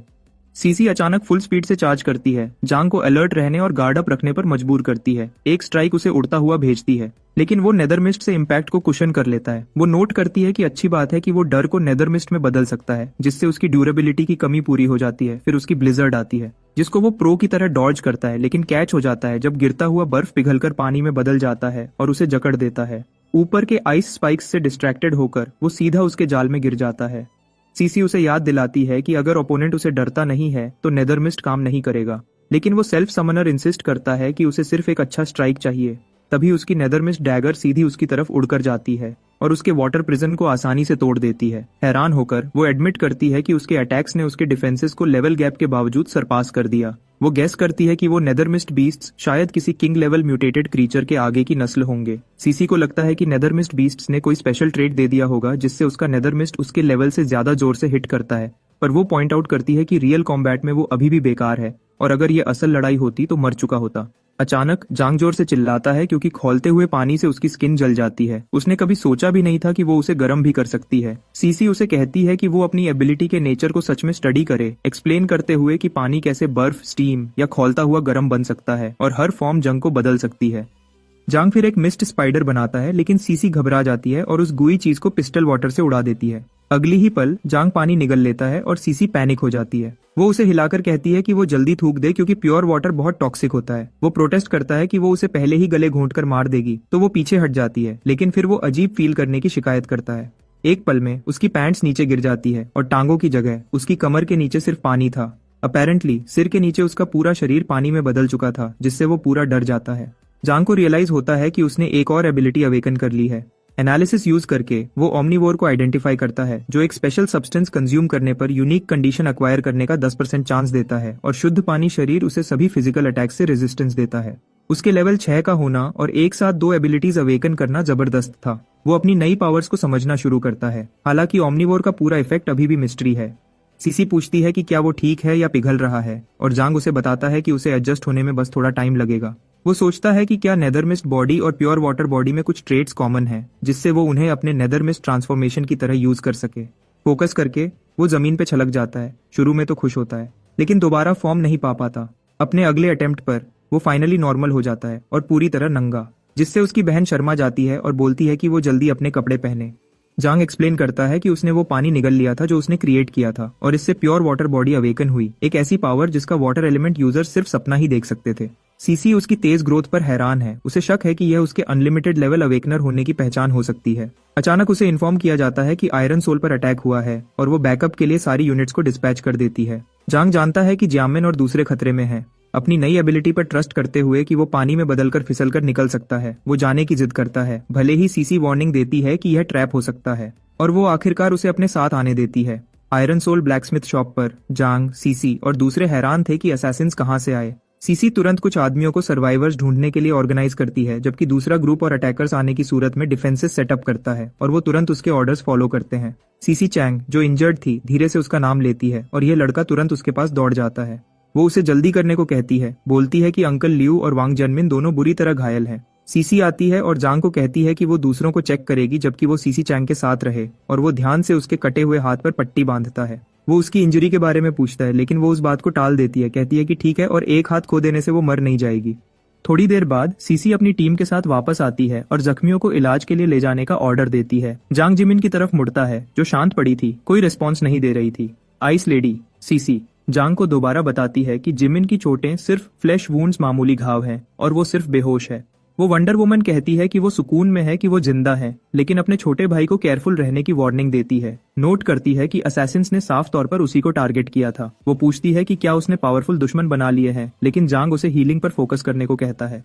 सीसी आगे ऐड करती है कि सिटी में रुकना अनसेफ है और पर्ज स्क्वाड उन्हें इलाज के लिए एक सेफ हाउस में ले जाएगा। जांग अपना सर नीचे कर लेता है, खुद को ब्लेम करते हुए रियलाइज करता है कि पर्ल सिटी में बीस्ट टेमिंग जू फैमिली ही अकेला ग्रुप है जो उसकी मौत चाहता है। सीसी तुरंत इन्वेस्टिगेट करने का प्रॉमिस करती है, जबकि लुओ पास में एनर्जी सेंस करती है। जांग तुरंत उसकी आवाज पहचान लेता है और जानता है कि वो बहुत पास होनी चाहिए।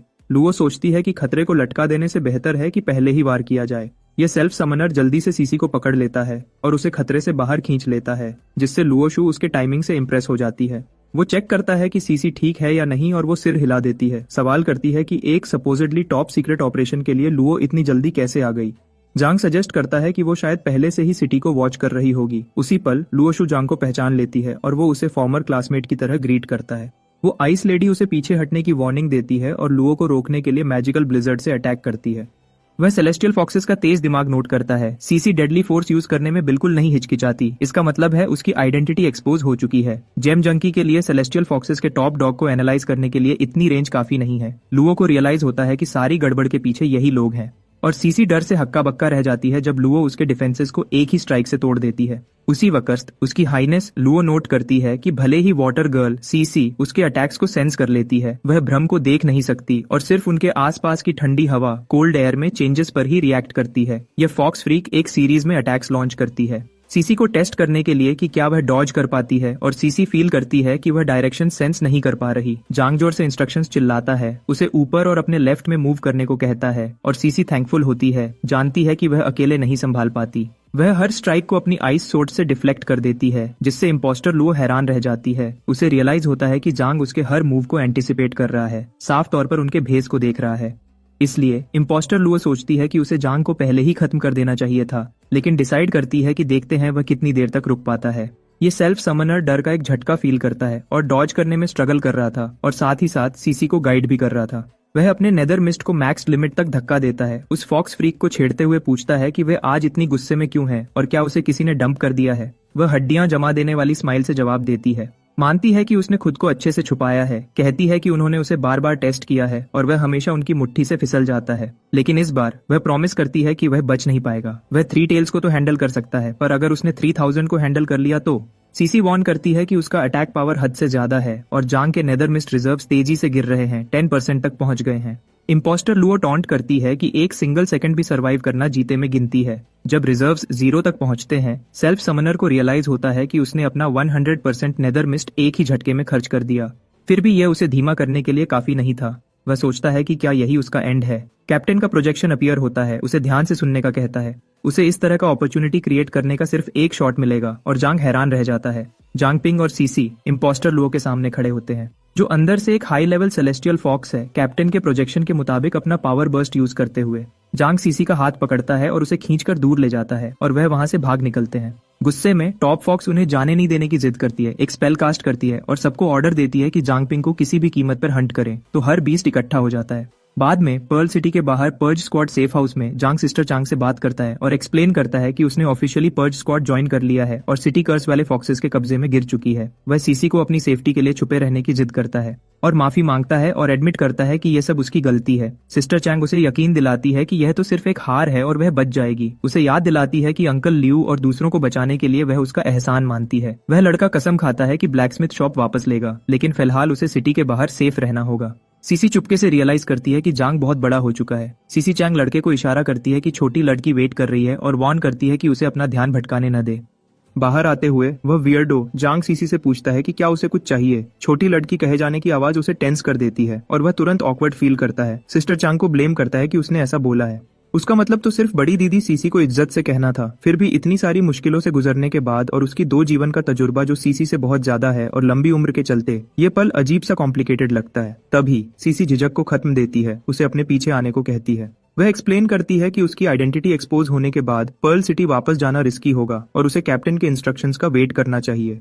वह जांग को याद दिलाती है कि सेंट एस पर उसने जो इंटेल दी है वह बहुत कीमती है और उसकी तारीफ करती है कि उसने रेपिस्ट मिशन को प्रो की तरह हैंडल किया। पर्ज स्क्वाड की तरफ से एक छोटा रिवॉर्ड के तौर पर वह उसे गोल्डन ब्लड का एक फ्लास्क पकड़ाती है। जांगपिंग पूछता है कि क्या यह सच में गोल्डन ब्लड है और सीसी एक्सप्लेन करती है कि यह सीधा जिन्बो से आया है, ध्यान से निकालकर स्टोर किया गया है। वह उसे कहती है कि इसमें एक्स्ट्रॉर्डिनरी हीलिंग प्रॉपर्टीज हैं जो बड़े घाव को ठीक कर सकता है और यहाँ तक कि उनके सबसे रिस्पेक्टेड वेटरन्स की लाइव्स भी बढ़ा सकता है। सीसी जांग को इंस्ट्रक्शन देती है कि वह इसे यहीं ट्रेनिंग ग्राउंड्स पर पी ले ताकि देख सके कि क्या वह इसकी कोई पावर अवेकन कर पाता है। साथ ही वह उसे याद दिलाती है कि गोल्डन ब्लड एक ब्लड लाइन एबिलिटी है जिसे उसकी आगे की नस्ल विरासत में कर सकती है। उसे कॉशियस रहने और लालची मौका देखने वालों को अट्रैक्ट करने से बचने की वार्निंग देती है। वह सेल्फ समनर कंधा उचका देता है, इसे सिर्फ एक पॉसिबिलिटी मानकर टाल देता है और मजाक करता है कि हो सकता है उसकी शादी कभी हो ही ना। गोल्डन ब्लड पीते वक्त वह होप करता है कि ओमनिवोर स्किल थोड़ा कुछ तो कर दे, खासकर जब यह नेदर मिस्ट और प्योर बॉडी वाटर के साथ काम किया था। वह डिसअपॉइंटेड नहीं होना चाहता। वह तुरंत पूछती है कि क्या उसे कोई अवेकनिंग फील हो रही है, लेकिन वह कहता है कि कुछ अलग नहीं लग रहा। फिर अपने हाथ पर खून देखने के बाद उसे रियलाइज होता है कि यह काम कर गया। स्टेटस पर उसकी body pure blood body awaken करती है, जिससे वह प्योर ब्लड फॉर्म में शिफ्ट हो सकता है जो दूसरे इंसान की बॉडी के साथ मर्ज होकर उनकी हीलिंग को तेजी से बढ़ा सकता है। साथ ही वह लड़का हैरान रह जाता है जब उसे पता चलता है कि उसकी ओमनिवोर एबिलिटी असल में अनलिमिटेड लेवल पावर है। वह सीसी को बताता है कि वह सिर्फ पास होने से किसी इंसान की कंडीशन सेंस कर सकता है। उसके चेहरे पर घाव का निशान देखकर वह उस बारे में पूछता है, लेकिन वह इस बात को टाल देती है, कहती है कुछ सीरियस नहीं है। सीसी और जानने की रिक्वेस्ट करती है तो जांग एक्सप्लेन करता है कि इस फॉर्म में वह अपने आसपास के हर लिविंग बीइंग की लाइफ फोर्स फील कर सकता है और उनके साथ मर्ज होकर इंजरीज, यहाँ तक कि स्कार्स को भी हील कर सकता है। वह पॉइंट आउट करती है कि इसका मतलब है कि वह पोटेंशियली चांग का कटा हुआ हाथ वापस ला सकता है। सेल्फ समनर आगे ऐड करता है कि जब तक काफी खून है वह सिर्फ एक स्किन के टुकड़े से पूरा शरीर फिर से बना सकता है। अपने प्योर वाटर फॉर्म को डिफेंस के लिए और प्योर ब्लड फॉर्म को दूसरों को हील करने के लिए यूज करते हुए वह उससे जल्दी करने और सिस्टर चांग की मदद करने की जिद करती है और वह मान जाता है और पूछता है कि क्या वह बाद में सिर्फ टीममेट्स की जगह पुराने दोस्तों की तरह बात कर सकते हैं। वह सिर हिलाती है। सिटी के बाहर शांत जंगल में जानवर एक नदी से पानी पी रहे थे, पर अचानक फ्रीज हो जाते हैं जब जमीन भारी कदमों से हिलने लगती है। कहीं से भी म्यूटेटेड बीस्ट्स और ज़ॉम्बीज का एक बड़ा झुंड उनकी तरफ बढ़ चला आता है। मैनी नोटिस करती है कि captain Situ Holi ancestor village के रिकॉर्ड्स पढ़ रहे हैं और पूछती है कि ये सब जरूरी क्यों है। कैप्टन एक्सप्लेन करता है कि भले ही बीस्ट टेमिंग जू फैमिली पावर आने के बाद जालिम हो गई, वह एक वक्त गार्डियंस माने जाते थे। उनका लीडर जू ची यंग सन गॉडबर्ड के साथ मर्ज हो गया था और हर दिन आसमान में उड़ान भरता था, रोशनी और गर्मी लाता था, जिससे गांव वालों को एक भयानक सर्दी में बचाया गया। उसने यह 10 साल तक जारी रखा जब तक वह थकान से गिरकर मर नहीं गया। उसकी मृत्यु के बाद उसे पर्ल सिटी के पास सनसेट माउंटेन्स में दफना दिया गया और बचने वालों ने उसकी टूम की सुरक्षा करके उसका सम्मान किया। वक्त के साथ वह गार्डियंस वहां अपनी जिंदगी बसाने लगे, शादी की और परिवार बड़ा किया और उसी से होली एंसेस्टर विलेज का जन्म हुआ। जब वह पूछती है कि इसका क्या लेना देना है, सिटू एक्सप्लेन करता है कि हर 100 साल में उसी गांव में एक पवित्र नारी पैदा होती है। कैप्टन एक्सप्लेन करता है कि सेंटेस ब्लड लाइन गांव को म्यूटेटेड बीस्ट से बचाती है। ब्लॉन्डी डर कर पूछती है कि क्या चेन जुनटिंग उस होली एंसेस्टर विलेज की सेंटेस है। सिटू को लगता है कि जू फैमिली शायद उसे सेलेस्टियल फॉक्स क्लैन को कंट्रोल करने के लिए यूज करने का प्लान बना रही है। वह हैरान है कि वह हनहाई एकेडमी में क्यों दिखी और गांव चुप कैसे रह सकता है, लेकिन वह वार्न करता है कि अगर यह बात फैल गई कि वह उनके कब्जे में है तो गांव इसे पर्ल सिटी पर अटैक करने का बहाना बना सकता है। पूछने पर वह रिवील करता है कि 150 साल पहले पर्ल सिटी पर एक जालिम शासक का राज था और जू फैमिली की गलतियों को दोबारा होने से रोकने के लिए पर्ज स्क्वाड ने उसे मोस्ट वांटेड क्रिमिनल डिक्लेयर कर दिया। सिटी लॉर्ड के सपोर्ट से उन्होंने उसे भगा दिया, लेकिन बाद में वह होली एंसेस्टर विलेज की लीडर बन गई। वह आगे ऐड करता है कि उसने शायद कभी पर्ल सिटी को वापस लेने की अपनी इच्छा छोड़ी नहीं। कैप्टन को लगता है कि वह सिर्फ सही वक्त का वेट कर रही होगी पलटवार करने के लिए। पर्ज स्क्वाड ने सिटी के बाहर कई छुपे हुए सेफ हाउसेस बनाए हैं, कुछ चट्टान में खोदे हुए, कुछ जमीन के नीचे और कुछ पेड़ों पर ऊंचे। सेफ हाउस नंबर 3 पर सीसी को एक अजीब आवाज सुनाई देती है और वह परेशान हो जाती है कि कहीं यह जू फैमिली तो नहीं। वह इन्वेस्टिगेट करना चाहती है लेकिन हिचकिचाती है जब वह अंदर आराम कर रहे घायल लोगों को देखती है। जानती है कि अगर वह पकड़े गए तो सब खतरे में पड़ जाएंगे और सिर्फ जांग ही सबको बचाने के लिए अकेला है। तभी वह सेल्फ समनर जोर से चिल्लाता है कि यह काम कर गया। वह याद करती है कि लैंटर्न की एनर्जी खत्म हो चुकी थी। जांग एक्सप्लेन करता है कि उसने उसे फेंकने की बजाय रिचार्ज करने की कोशिश की और फायर डिवाउरर, प्योर वाटर बॉडी जैसे अलग मेथड्स टेस्ट करने के बाद प्योर ब्लड बॉडी और नेदरमिस्ट बॉडी से एक गोस्ट लैंटर्न क्रिएट किया। ये एक ऐसा आर्टिफैक्ट है जो सेंस को छिपा देता है और डिटेक्शन को ब्लॉक करता है। अब इसमें 21% एनर्जी है और नेदरमिस्ट मिलाने से ये हल्की रोशनी दे रहा है, पहले से ज्यादा स्ट्रॉन्ग। खुश होकर सेल्फ समनर कहता है कि वह लैंटर्न को सेफ हाउस को छिपाने और जानकारी निकालने के लिए बाहर निकलने में यूज कर सकते हैं। जिस पल जांग और सीसी बाहर कदम रखते हैं वह फ्रीज हो जाते हैं जब बीस्ट्स का एक बड़ा झुंड तेजी से पास से गुजरता है। वह हैरान है कि इतनी बड़ी तादाद में बीस्ट्स को जू फैमिली ने कब कंट्रोल किया। ल्यूसिशन तुरंत हेडक्वार्टर्स को रिपोर्ट करती है कि लगभग 10,000 बीस्ट्स, ज्यादातर फॉरेस्ट वुल्व्स और bullet rabbits, safe house number 3 के पास जमा हो रहे हैं और पर्ल सिटी की तरफ बढ़ रहे हैं। उनकी स्पीड से हैरान होकर जांग नोट करता है कि वह शिकारियों से कम और किसी और चीज से भागते हुए शिकार ज्यादा लग रहे हैं। अचानक वह लड़का सीसी को बुलाता है। उसका चेहरा पीला पड़ जाता है जब वह दोबारा रेडियो पर बताती है कि लगभग 50,000 ज़ॉम्बीज भी सिटी की तरफ आ रहे हैं। कैप्टन सिटू शॉक में टेबल पर हाथ मारता है और मान लेता है कि उनके करंट मैन पावर के साथ, जिसमें जू फैमिली के बचे हुए लोग और सेलेस्टियल फॉक्सेस भी हैं, दोनों झुंडों को रोकना नामुमकिन है। वह खुद बीच में आने पर विचार करता है लेकिन जल्दी ही एक दूसरा प्लान डिसाइड करता है। कैप्टन मैनी, चेन लोआई और शूजियाई को बुलाता है, उन्हें सेलेस्टियल कर्टेन को रेडी करने का ऑर्डर देता है। जब वह डिटेल्स के लिए उस पर प्रेशर डालते हैं, वह एक्सप्लेन करता है कि प्रिंसेस यूए अभी भी कल से कमजोर है, जब सिटू ने जांग को बचाने के लिए उसे दबाया था। भले ही सिटी गार्ड और इन्वेस्टिगेशन टीम पर ट्रस्ट नहीं किया जा सकता, पर्ल सिटी में अभी भी बहुत स्ट्रॉन्ग फाइटर्स हैं। गोल वह रिवील करता है ये है कि सेलेस्टियल कर्टेन पर एक वार्निंग खोदकर लिख दी जाए ताकि ज़ॉम्बी थ्रेट के खिलाफ उन्हें एक साथ लाया जा सके। एक बार अवेकनर्स जमा हो जाएं तो वह सिटी में घुल मिल जाते हैं। सेलेस्टियल फॉक्सेस की नजर से बचते हुए सिटी की सुरक्षा श्योर करते हैं। वह चलने का कमांड देता है और लड़कियां तुरंत उसका पालन करती हैं। चैनल स्विच करते हुए वह सीसी और जांग को ऑर्डर देता है कि रीइंफोर्समेंट्स के लिए टाइम खरीदने के लिए सिटी के बाहर बीस्ट्स और ज़ॉम्बीज को देर करें। वह बिना हिचकिचाए कंफर्म करते हैं। इधर सेफ हाउस नंबर 5 पर कैप्टन ग्लासेस गाय को सेफ हाउस नंबर 3 की तरफ जाने और सीसी को सपोर्ट करने का डायरेक्शन देता है। वह तुरंत मान जाता है और अपनी टीम के साथ उसकी पोजीशन को रीइंफोर्स करने के लिए निकल पड़ता है। यह ट्रियो जोश में था क्योंकि यह उनका टाइम था चमकने का। सिटी लॉर्ड्स मैंशन में डबल एजेंट हुआंग जेमिंग को यकीन था कि ब्लैकस्मिथ शॉप पर रेड आसानी से हो जानी चाहिए थी। वह जू फोर्सेस को रिपोर्ट करता है कि प्रिंसेस यू वे अंदर नहीं है, जिससे उन्हें नेक्स्ट स्टेप पर मूव करने की परमिशन मिलती है। लेकिन खबर आती है कि जू रेमनेंट्स मुश्किल में फंस गए हैं। सिटी के बाहर अज्ञात ज़ॉम्बीज का अचानक से एक झुंड अपीयर हुआ है, जिससे म्यूटेटेड बीस्ट्स में अफरा तफरी मच गई है। किसी को नहीं पता कि इसका हाथ किसके पीछे है और जेमिंग ठंडे से ऑर्डर देता है कि इस डिजास्टर को संभाला जाए उससे पहले कि यह और ज्यादा फैल जाए। वह वार्न करता है कि अगर प्लान फेल हो गया तो सब खत्म है। अपनी फेलियर्स से परेशान वह खुद एक्शन लेने का डिसाइड करता है। डिटरमिन्ड था कि सेंटेस को ट्रैक डाउन करेगा और मौका आने पर उसे पकड़ लेगा। तभी जेमिंग मुड़ता है और सिटी गार्ड स्क्वाड 1 को चुपचाप उसके पीछे खड़ा पाता है। उसे कोई आइडिया नहीं था कि कैप्टन लिन केडी अपने आदमियों के साथ यहाँ क्यों है। मजबूरन प्यारी स्माइल लाते हुए जेमिंग पोलाइट तरीके से कैप्टन से पूछता है कि वह आज क्यों आए हैं, खासकर जब सिटी लॉर्ड मौजूद नहीं है, और ऑफर करता है कि कोई जरूरी बात हो तो वह आगे पहुंचा देगा। लेकिन लिन उसे पूरी तरह इग्नोर करता है और अपने स्क्वाड के साथ आगे बढ़ जाता है। जेमिंग को हल्का सा शक होने लगता है। सोचता है कि क्या इस आदमी को उस पर कोई शक है। जब लिन एक दरवाजे से धक्का देकर अंदर जाता है तो उसकी परेशानी और बढ़ जाती है। जेमिंग को अंदर एक अनोखा सीन दिखाई देता है, एक लाइवली डांस पार्टी जिसमें चेन जुनटिंग नए आने वालों को गर्मी से स्वागत कर रही थी। कैप्टन लिन अब हाथ में ड्रिंक लिए उतना ही खोया हुआ लगता है। साफ था कि उसे कोई आइडिया नहीं था कि वह यहाँ बीच में कैसे आ गया। उसे याद आता है कि प्रिंसेस यूए ने उन्हें यहाँ इनवाइट किया था। भले ही उसके पास जांगपिंग को पकड़ने का ऑर्डर था, मम्मी जैसे आदमी, लिन को यह याद आकर अभी भी पेट में गंदगी फील होती है।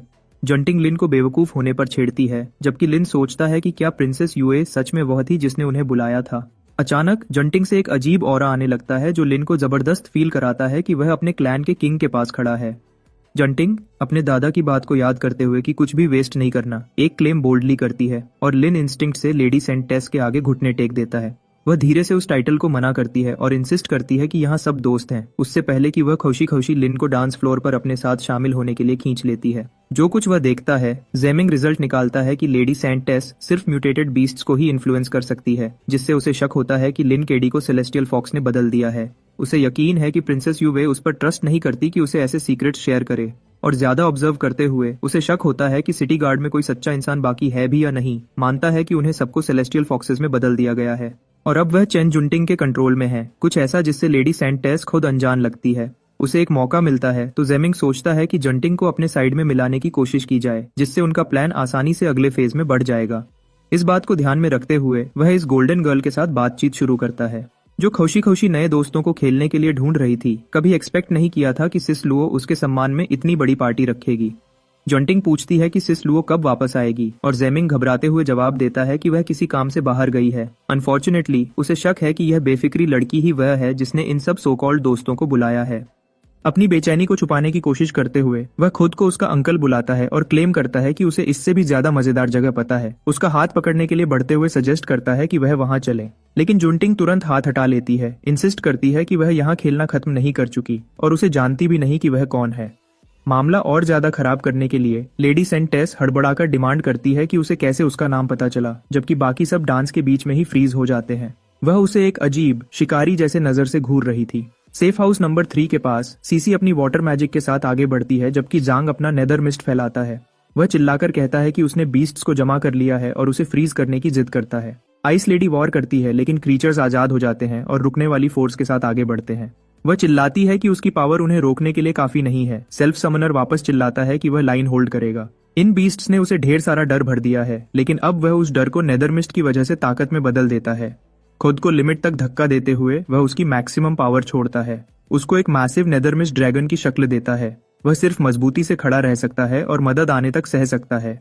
नेदर मिस्ट ड्रैगन के सामने म्यूटेटेड बीस्ट्स और ज़ॉम्बीज के झुंड थे। जांग को नेदर मिस्ट एनर्जी और एक्सपीरियंस पॉइंट्स की एंडलेस सप्लाई दिखाई देती है, बस कुछ 100 और वह अपने स्टैट्स को बूस्ट कर सकता है या यहाँ तक कि लेवल अप भी। एक म्यूटेटेड बीस्ट अपने साथियों को बिखरने का ऑर्डर देता है और सब मानते हैं, समझदारी से लड़ाई की जगह भागने को प्रायोरिटी देते हैं। एक स्टैग जो लड़खड़ा रहा था और हॉर्ड को गाइड कर रहा था, आइस लेडी के रास्ते में आता है, जो आइसी स्पाइक से वार करती है।